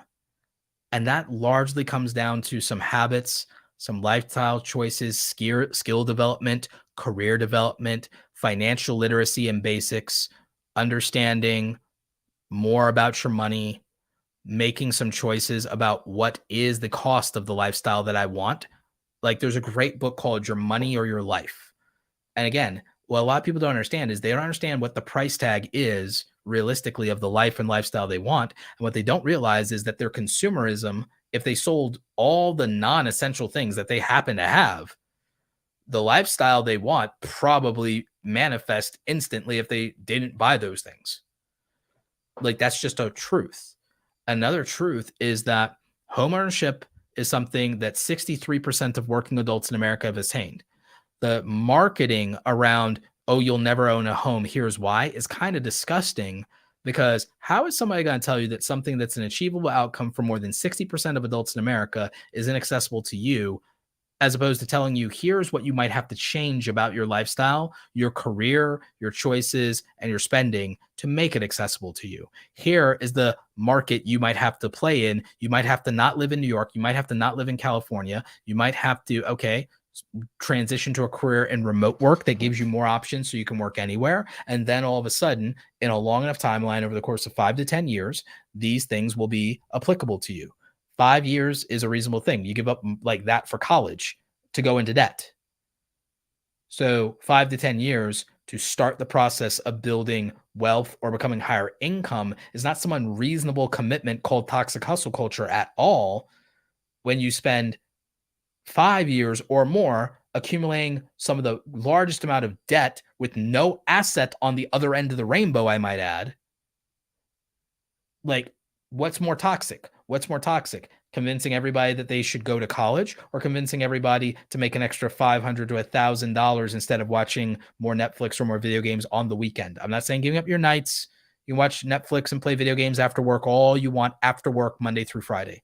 What's so wrong with telling you to give up 6 hours on a Saturday, 6 hours on a Sunday, maybe 8, maybe 10, and you can spend all of your time after work, Monday through Friday, doing whatever you want. If you have a family, maybe you give up less of it. I'm not saying you have to work your nights and your weekends. I'm saying probably you don't work your nights and you do work your weekends, and you do it for 3 or 5 years, and your life gets better. And then maybe you get to make a decision about maybe not even giving up the Monday through Friday if you don't want to. Maybe that's on the table. But can you put yourself in that position? Are you willing to do what it takes to put yourself in that position? Because that's a choice I had to make. That's a choice a lot of my peers and friends have made. And it's a really easy one when we look at all the sacrifices we made and we look at the life we get to have. All of us get to easily say, yep, it was worth it. There's no amount of, oh, gee, I wish I watched more Netflix. There's no amount of, oh, gee, I wish I played more Call of Duty. No.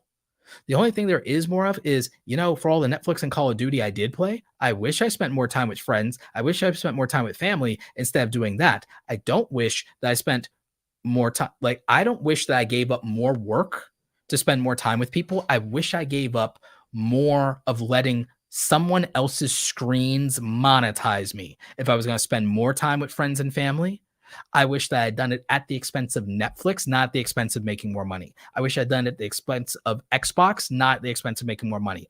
I wish that every weekend that I spent 8 hours playing Call of Duty in my 20s had been split the difference between spending time with family and friends or working. I did not need Call of Duty. I did not need Netflix. No one really does. And if you're going to do it, maybe it's for a very short period of time of rationing that for an hour after you've worked all day, and that's it. When I was a kid, when you came home from school, you got an hour of video games or television. That's basically it. You got to do more of it on the weekend, but not the entire weekend. You still had to go outside and you still had to read for a little bit and you still had to do your chores on the weekend. It's bad enough that we have a society where we might not have discipline in children, but we have a lack of discipline in adults too. And no one acknowledges it and no one calls it out because you're called toxic if you do.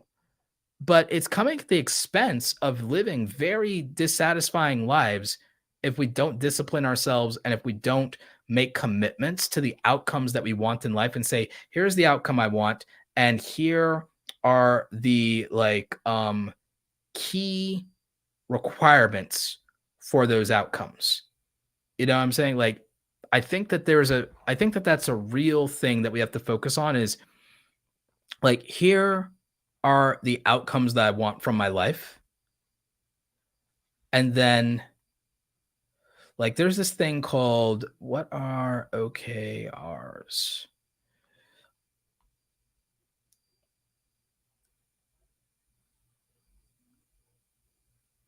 What are OKRs? So OKRs, not orcs, but like what are OKRs? Objectives and key results. That's it. Objectives and key results. So like if you had an objective in life, let's say your objective in life, let's simplify it. Let's say your objective in life was, I want a successful YouTube channel. You'd have to define what a successful YouTube channel is. My loose definition of a successful YouTube channel is a channel with 10,000 subscribers, since 90% of creators never get 10,000 subscribers, is monetized in the YouTube Partner Program. Since I have 100 million channels, only 3 million are monetized currently and in the YouTube Partner Program. So that's another outlier result. So those are basically what I say are like defining a successful YouTube channel, and a YouTube channel through all of its monetization streams that can at least make $500 a month, $500 to $1,000 a month. Those are the key results that I tie to having a successful YouTube channel. So if those are the objectives and those are the key results that you have to attain, well, what are those things, what are those indicators rely on you doing? So to get 1,000 subscribers is usually 100,000 views to get 1,000 subscribers and not be from YouTube Shorts, which means to get to 10,000 subscribers, you have to basically get 1 million views and it not come from YouTube Shorts to get to 10,000 subscribers. So that 1 million views is what we need in lifetime channel views on average with a 1% conversion ratio to get to the outcome of 10,000 subscribers. So that's what that check in the box looks like. A monetized channel. Okay, a monetized channel usually requires 4,000 hours of watch time. That's the key. 1,000 hours, like 4,000 hours of watch time is our objective. So what's the key result that we need to achieve for doing that? Typically, you need an average of 3 minutes of average view duration across 100,000 views. So what's the thing we need to do for that? We'll probably make 100 videos, make them up to 10 minutes long, because then if we get like, a decent ratio of watch time of 25 to 35%, we clear 3 minutes. If we can get on average 1,000 lifetime views across 100 videos, we get 100,000 lifetime views. We have 300,000 hours, 300,000 minutes of watch time. That we need 240,000 minutes to be the 4,000 hours, because 60 times 4,000, whatever, in minutes. So we break it all down, and then poof, we have a reasonable solution to get a monetized YouTube channel. Phase 1 complete. Okay, 10,000 is duplicating that process over and over again and scaling it to get to 1 million views, so that we get to 10,000 subscribers. Okay, cool. We've done that. All right, how do we get to $500 a month in recurring revenue from YouTube? We do it with multiple sources, but if we want to go AdSense, we calculate our AdSense. We figure out, okay, well, how much money do I get per 1,000 views? If you make $5 per 1,000 views, then to make $500 a month, you're going to have to make 500,000 views a month. So now okay, cool. That's how I'm going to get to that milestone. Okay, great. So like this is reasonable stuff to start to break down and analyze and do the math on whenever it comes to achieving a goal. So like, okay, if we decided that a successful YouTube channel was bigger than 10,000, and say, oh, well, I really want this or that, you just break down the goal into reasonable chunks and pieces. So you have an overall objective, you have the key results that are necessary to build that objective out, and you can break that down into smaller bite-sized steps beyond that. So it is what it is. Crispy Nation says, I'm in the middle of a career change, doing a pre-apprenticeship program at college. Feels like I'm starting from scratch. I'm excited though. Yeah, that's a good place to be in life. Congratulations on that. I also see we have technically T here. So everybody, I hope that this was actionable and practical. This is a value-driven episode. We'll have something more lighthearted. I believe in the next episode, we'll just talk all about the book, Create Something Awesome, how creators are profiting from their passion in the creator economy. If you got value out of tonight's stream, we're going to move to the live stream only portion. If you're an audio listener, you can watch the replay of this on YouTube. The link is obviously in the show notes, or you can just Google my name, YouTube my name, and you will find it. But I really appreciate all of you. Thank you. And if you are in the live viewing audience, stay tuned for the after show. And other than that, we'll catch you next time. This episode has ended, but your creative journey continues. Visit createsomethingawesometoday.com and access all links and resources mentioned in today's show, all designed to help you create something awesome today. All right, time for the after show. All right. This episode... All right, so on the after show, I can hang out with you guys for a little bit longer, and I can take a few of your questions.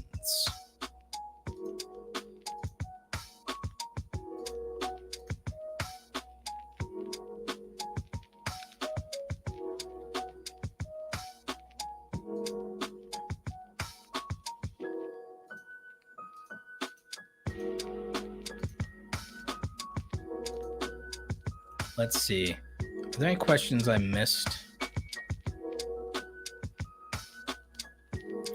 So Mr. Solo asked, which is more profitable, a video editing agency or an influencer pooling agency connecting brands and UGC creators?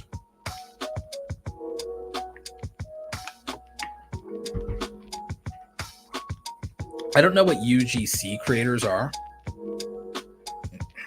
User-generated content creators. Okay, user-generated content creators.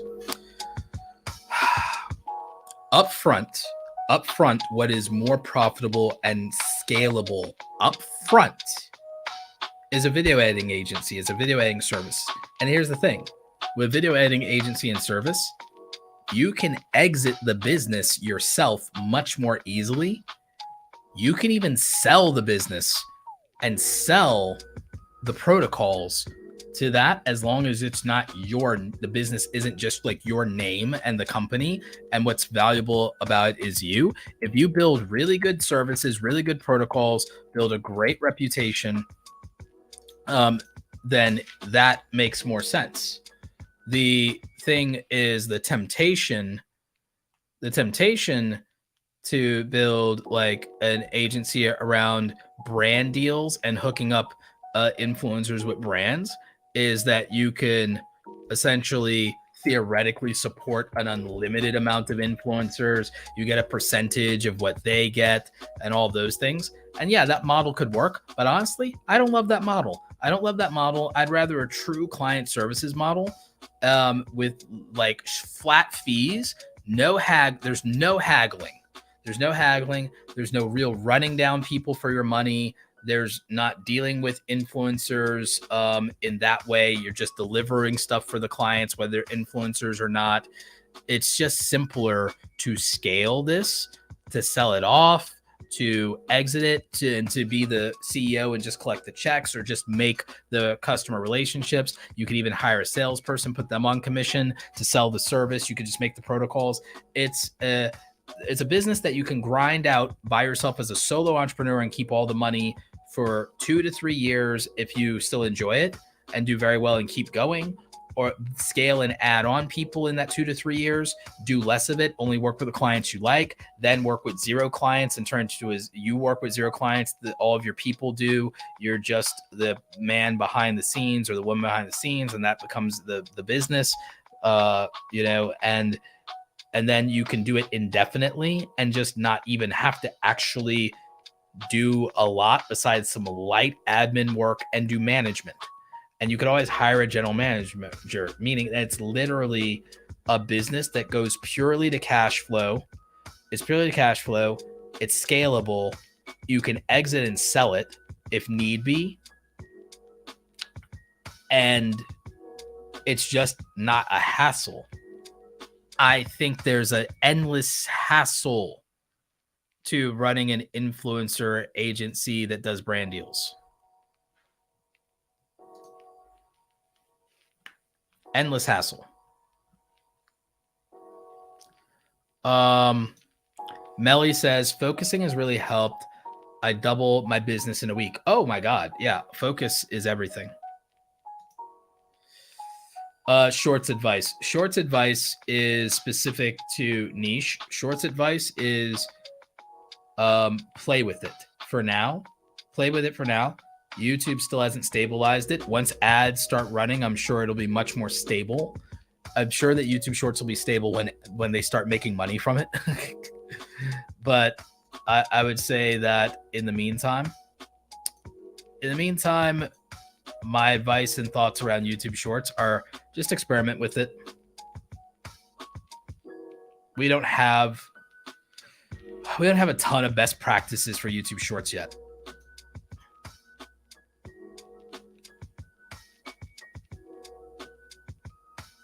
Yep.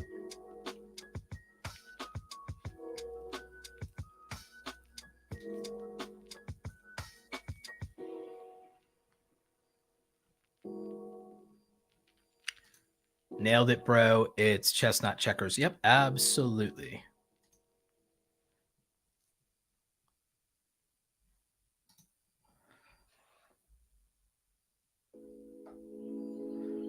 I think a lot of people's really like big struggle with a lot of this is that they have to contextualize advice for themselves when it's given to a broad audience of hundreds or thousands or hundreds of thousands of people.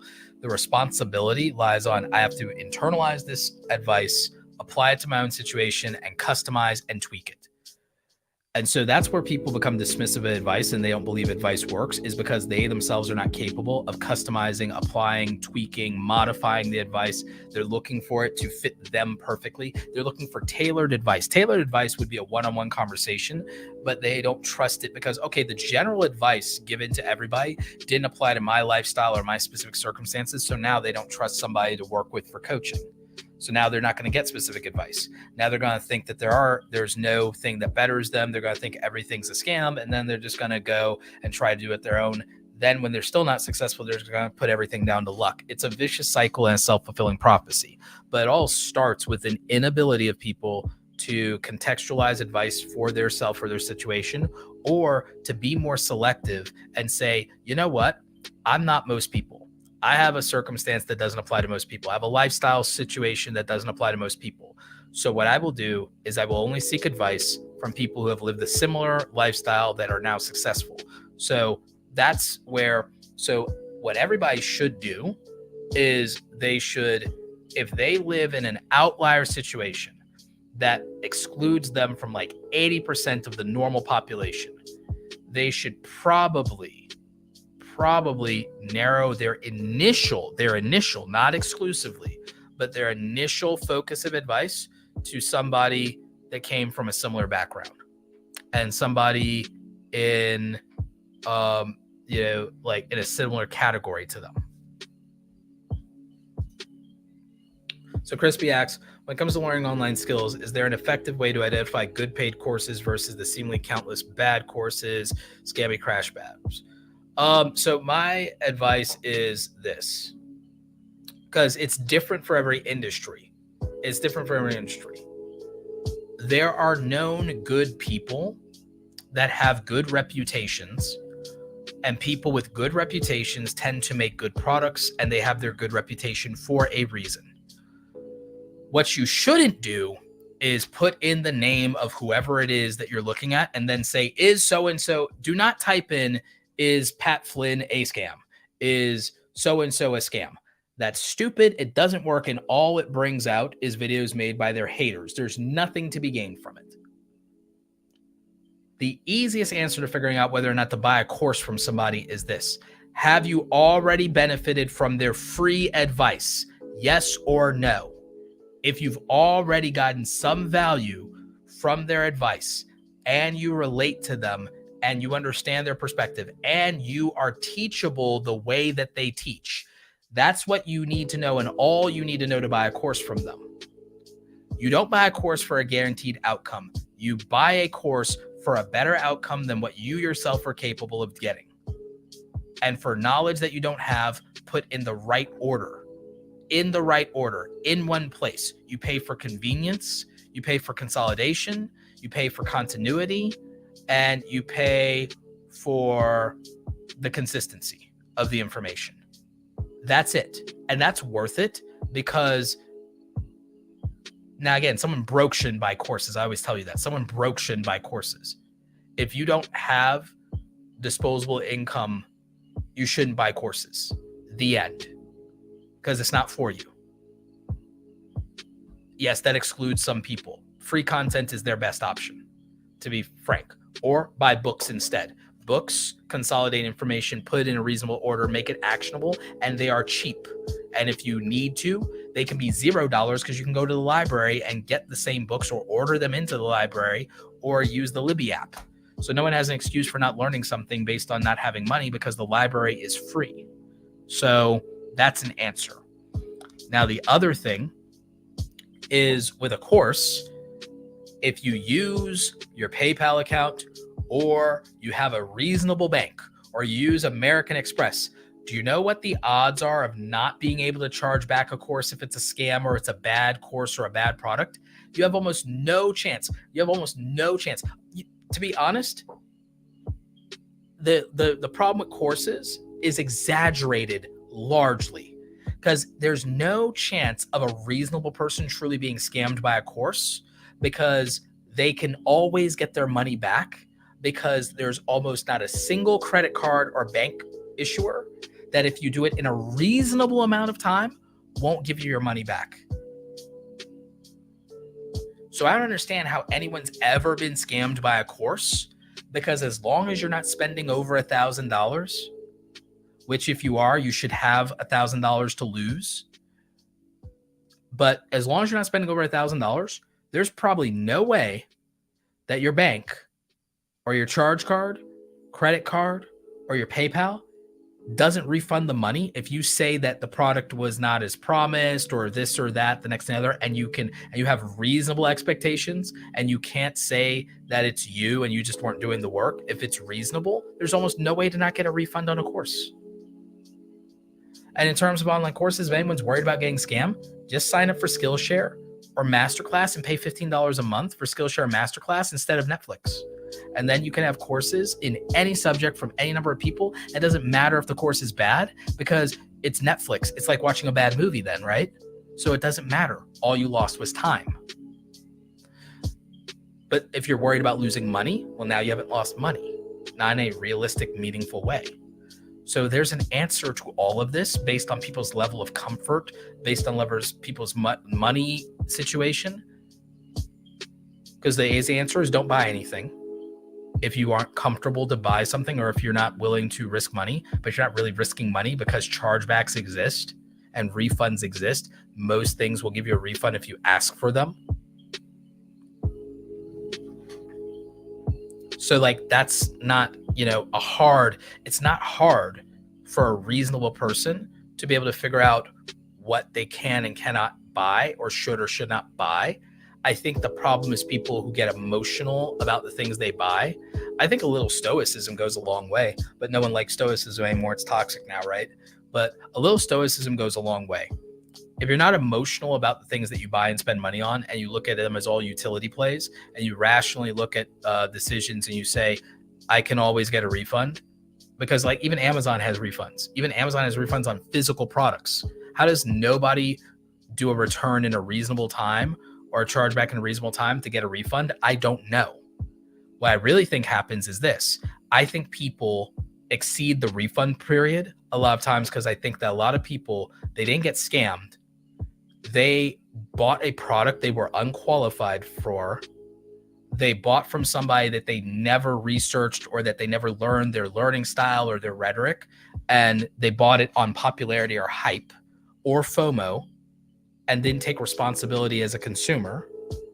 And I think those are the people who scream the most about scams. I'm not saying no scam courses exist. I'm not saying no scams exist. I'm saying the people who cry the most about it are irresponsible with money to begin with.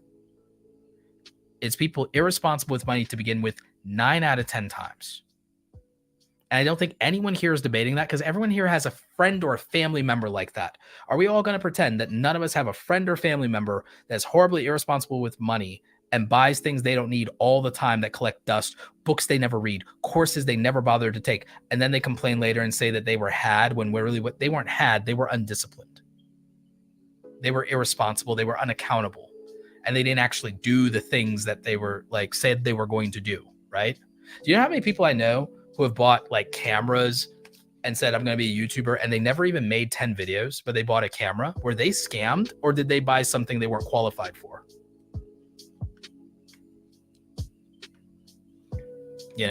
So like I think there's a real problem with consumerism. I keep saying that there's a problem with consumerism, and it's true.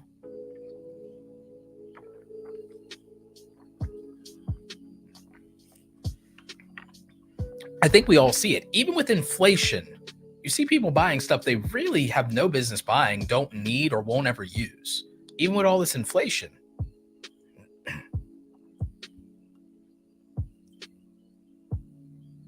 So like I don't believe that most people have a problem in terms of like the course sellers selling stuff bad. I think that some people have marketing I don't agree with, but they do deliver the product that they promised, but I don't like their marketing. But I'm not going to call people whose marketing I don't agree with and that I don't mimic scammers or frauds, because the product is what is promised. I just don't like their marketing. I also don't like the marketing of the traditional education system, by the way. I don't like the marketing of like half the things on Amazon. It doesn't make any of those things a scam per se. It doesn't mean that anyone was defrauded, which is what a scam really is. People have moved the goalpost from defrauding people and that being a legitimate scam to I don't like people's marketing and therefore that's a scam. I would just say that I don't like people's marketing.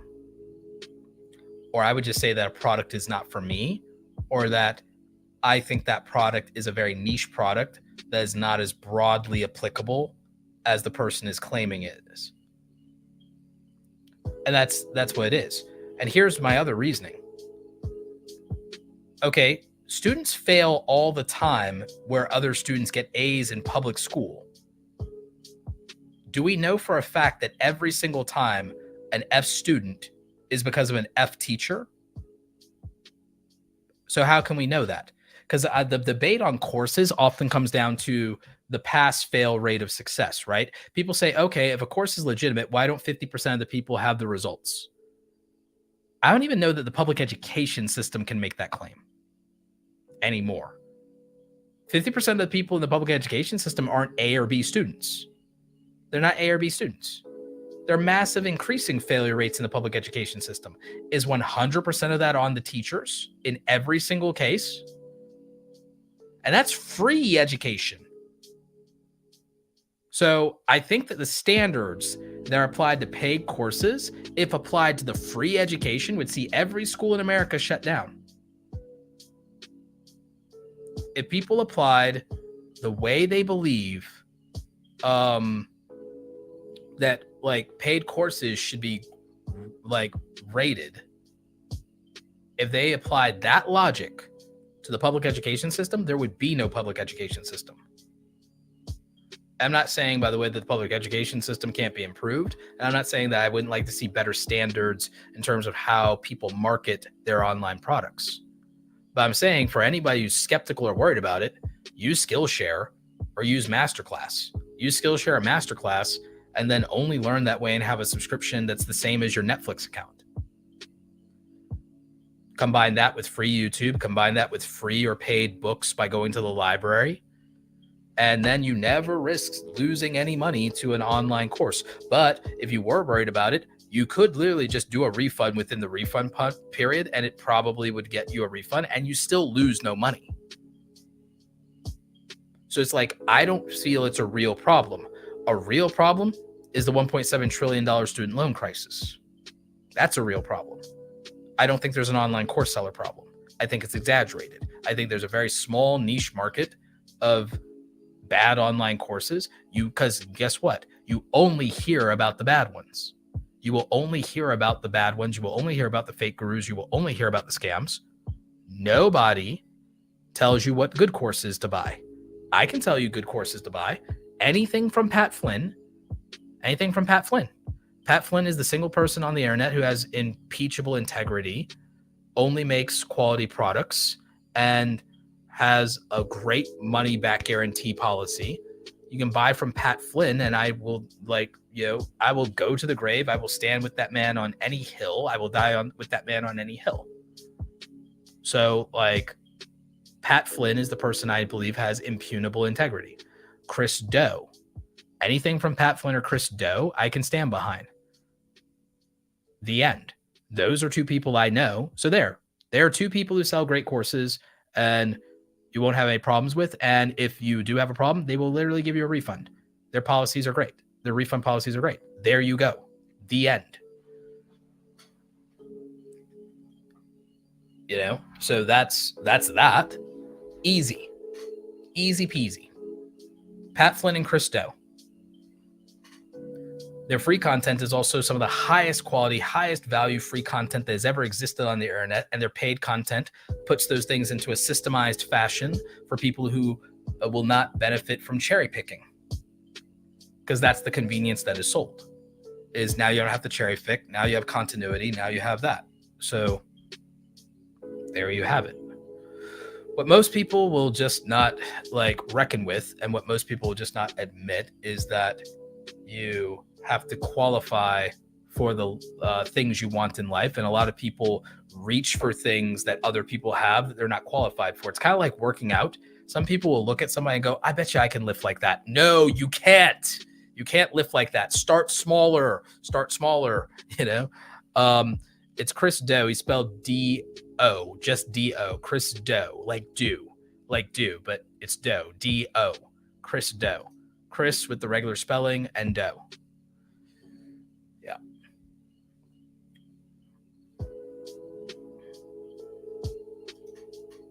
Yeah. Have you already gotten value from their free advice? Yes. Then take our money. Yeah. Yeah. So there you go. You know, it's pretty straightforward. It's pretty straightforward.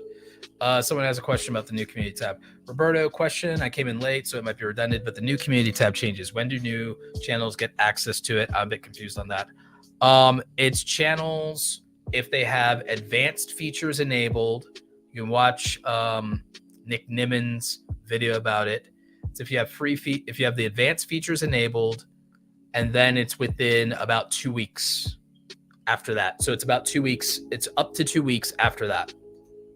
And if you have 500 subscribers already, it's about roughly 2 weeks.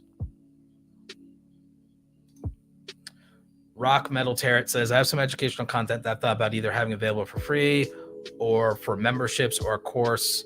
I'm torn. Advice. Consider putting it on Skillshare. Consider putting it on Skillshare or put it behind a YouTube channel membership. Because that's the other thing. Courses are not different than any other form of paid content. See, people think that courses are special. Courses are only special because of things like structure and education. Guess what people don't seem to mind paying for? Exclusive free content. They pay for exclusive free content from YouTubers and Twitch streamers all the time. Paid courses are just paid content. So that means it's the same level as a Patreon. It's the same level as a YouTube channel membership. The only difference is price. The only difference is price. It's just paid content.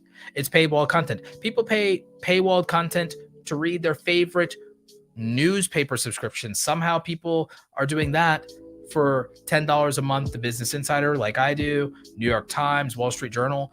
It's paywall content, and it's just articles, and there are free articles and there are free blogs. It's just articles, right?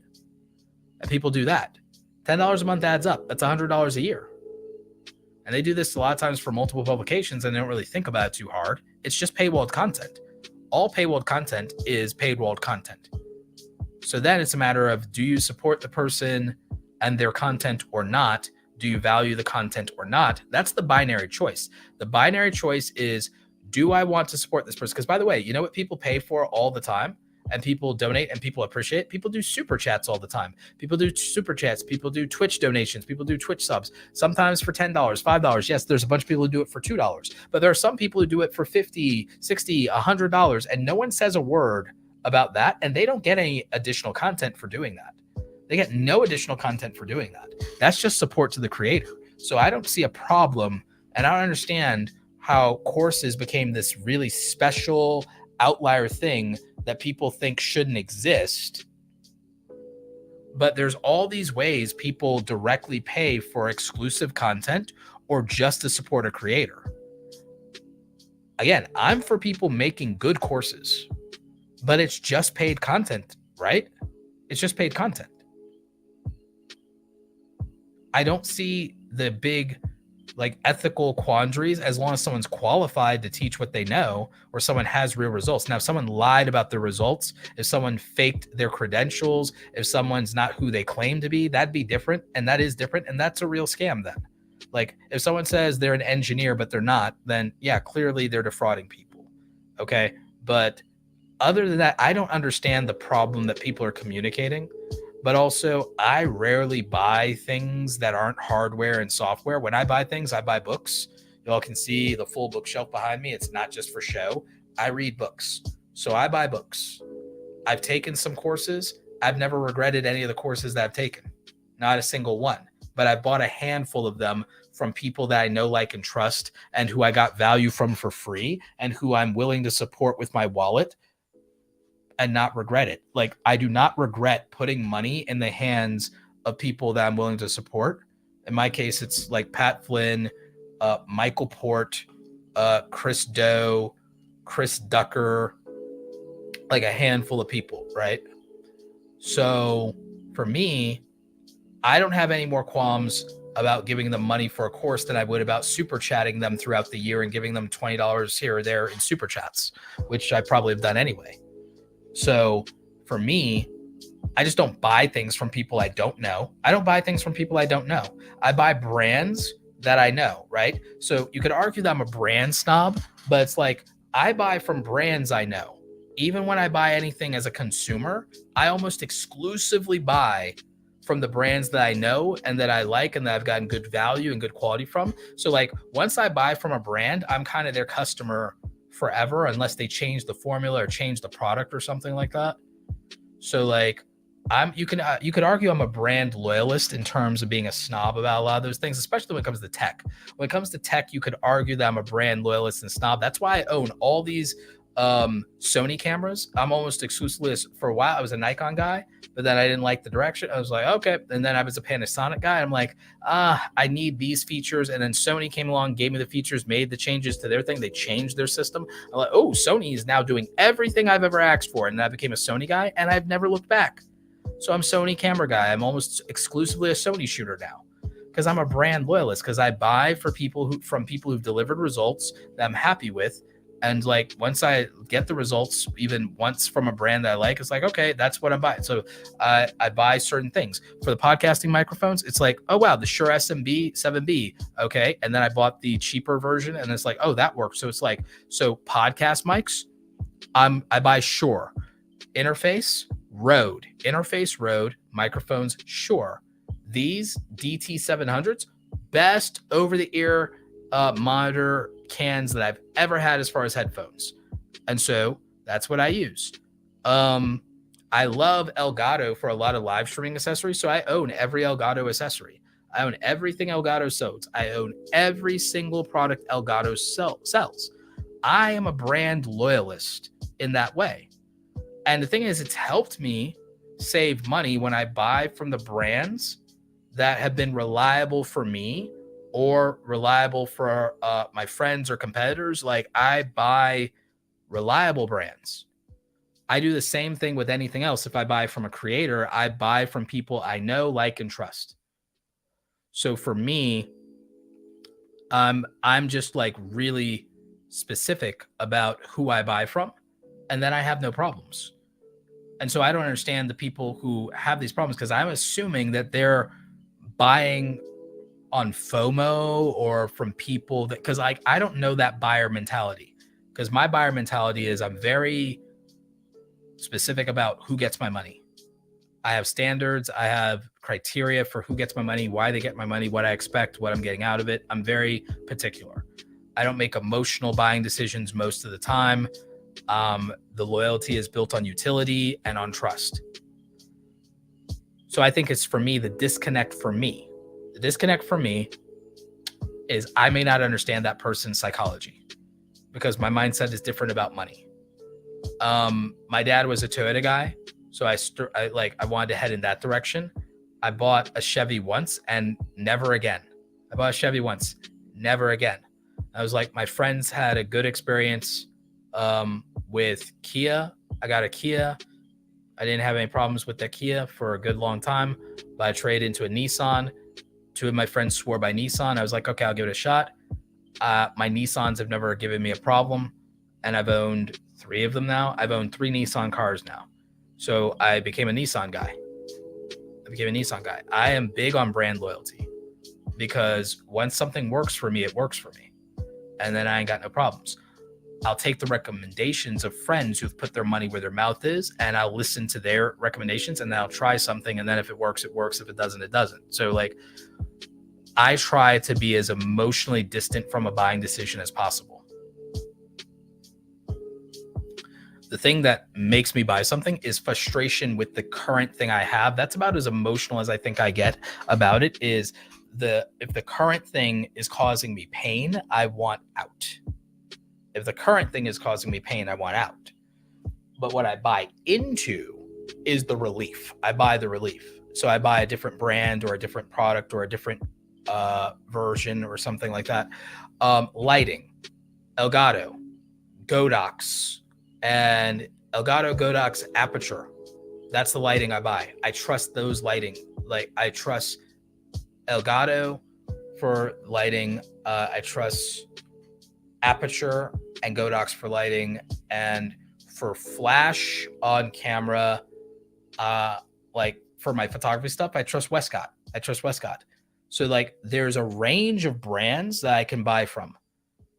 Will I buy lights from and newer on a budget, or I need something really cheap or disposable or something that I can beat that crap out? Newer, right? So those 5 brands. Do I buy lighting outside of that range? Almost never.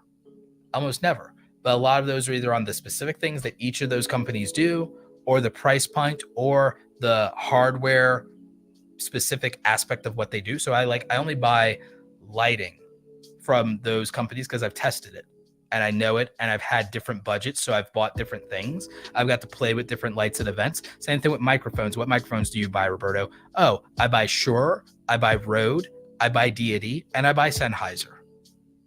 And those are basically and Blue. I can recommend the Blue Yeti. It's all right. On a budget, it works. So and they're really expensive. Microphone is really good. A lot of my friends have used it. I've only played with it at a convention. I got to test stuff at the Sweetwater booth. So yeah, I'll trust Rode microphones, Shure microphones, Sennheiser microphones, and on a super cheap budget, Audio-Technica or Blue microphones on a super cheap budget.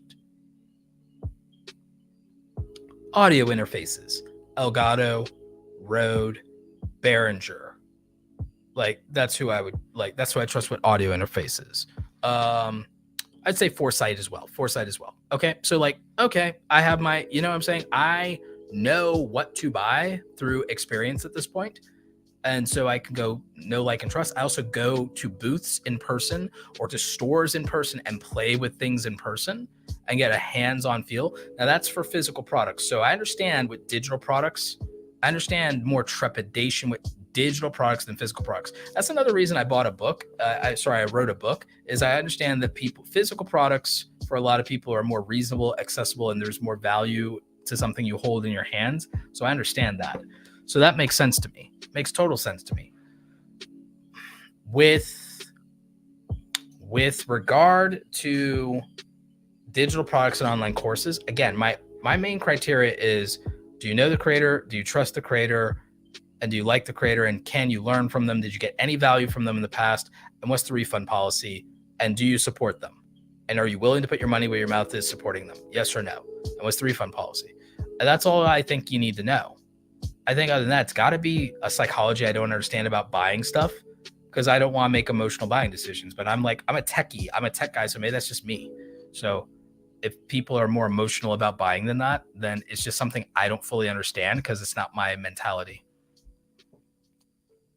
I'm Not a Cat says, I buy paywalled content. Roberto is spot on with how I think when buying access to courses or content. He's right about Pat Flynn and Chris Do from the future as well. Solid advice he's given here. Yeah, I try to be reasonable because, again, what I tell you guys is, whether it's me or anybody I know, if you're broke, don't buy courses. If you're broke, don't buy courses. If you're broke, watch free content. And if you're struggling with free content, then your answer probably is that the free content is not specific to your lived experience and your circumstances. And your circumstances, therefore, are probably an outlier situation that doesn't apply to 80% of the rest of the people that are consuming the content.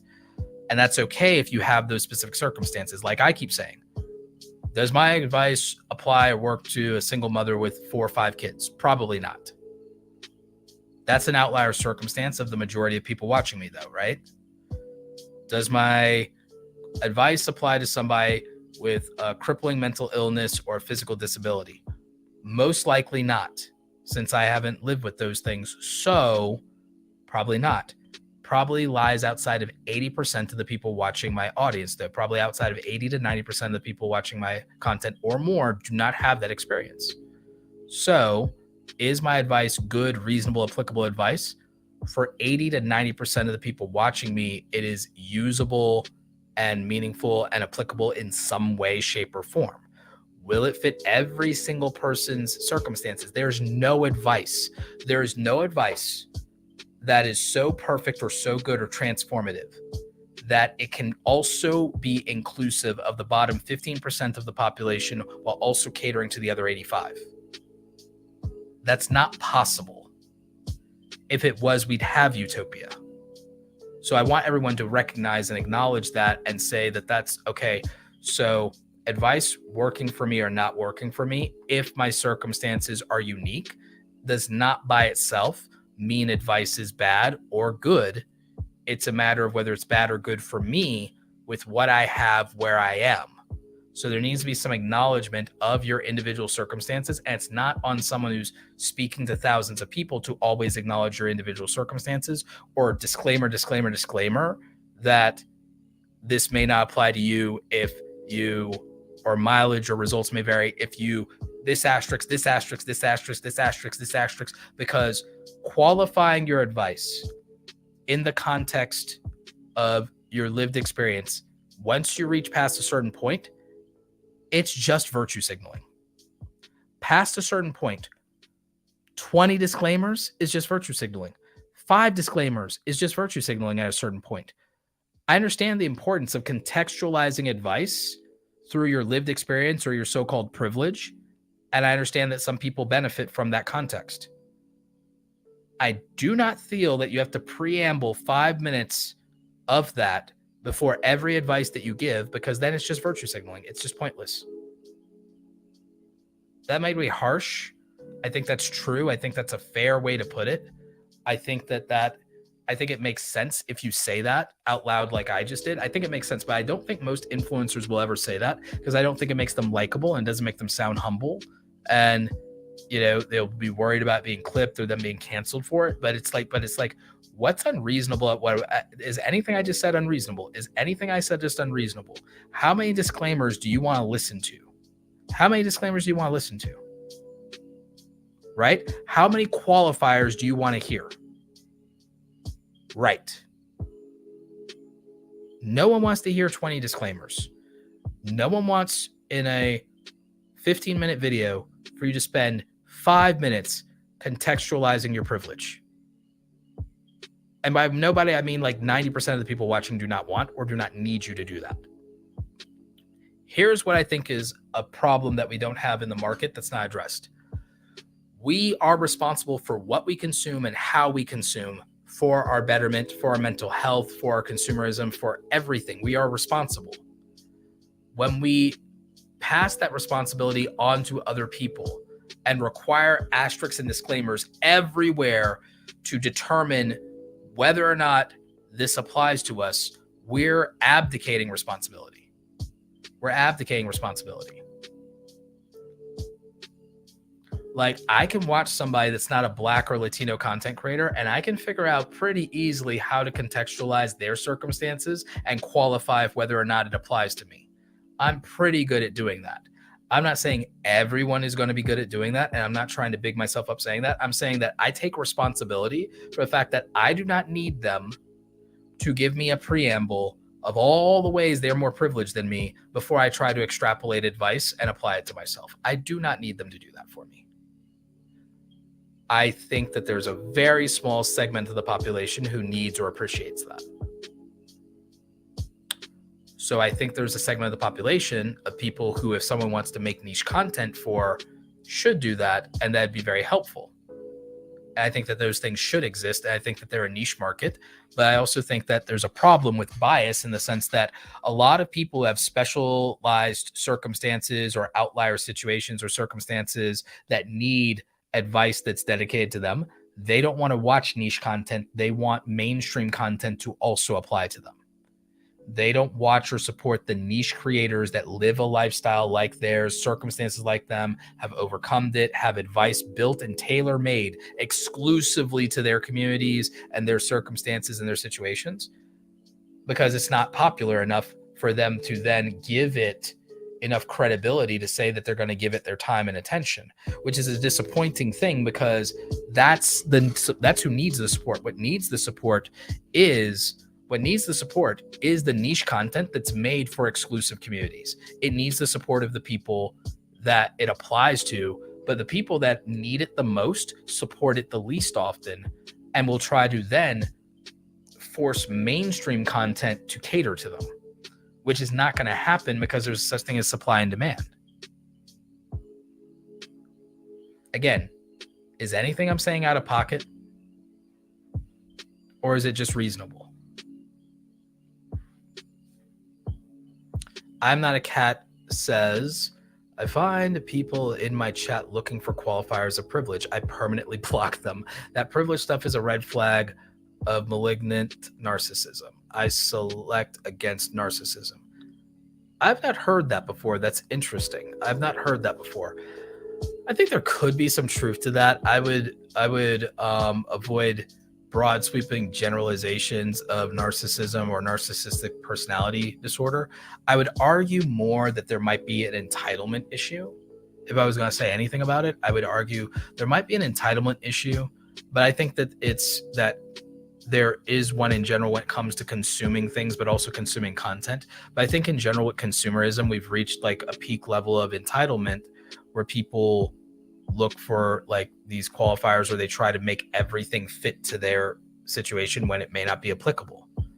And so like it's a weird situation. I don't always have an answer for it. I think anyone's allowed to block and set boundaries wherever they want or need to for their mental health or their enjoyment of using their platforms. But yeah, I mean, that's just kind of my thought on it. The way I try to approach it is I'm trying to approach a more stoic and more zen place with how I interact with people in general.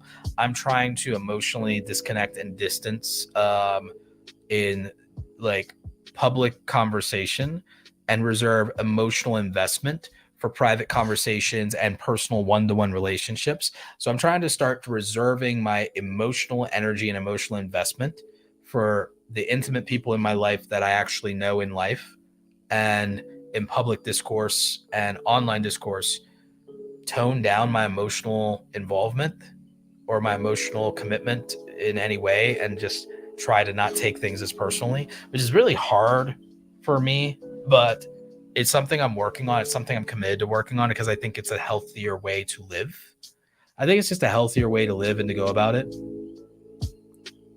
So that's my plan going forward, I guess, is in the same way that I started to emotionally disconnect from my buying patterns, which eliminated my FOMO, eliminate any insecurities about have and have not, is I just stopped being emotional about buying things.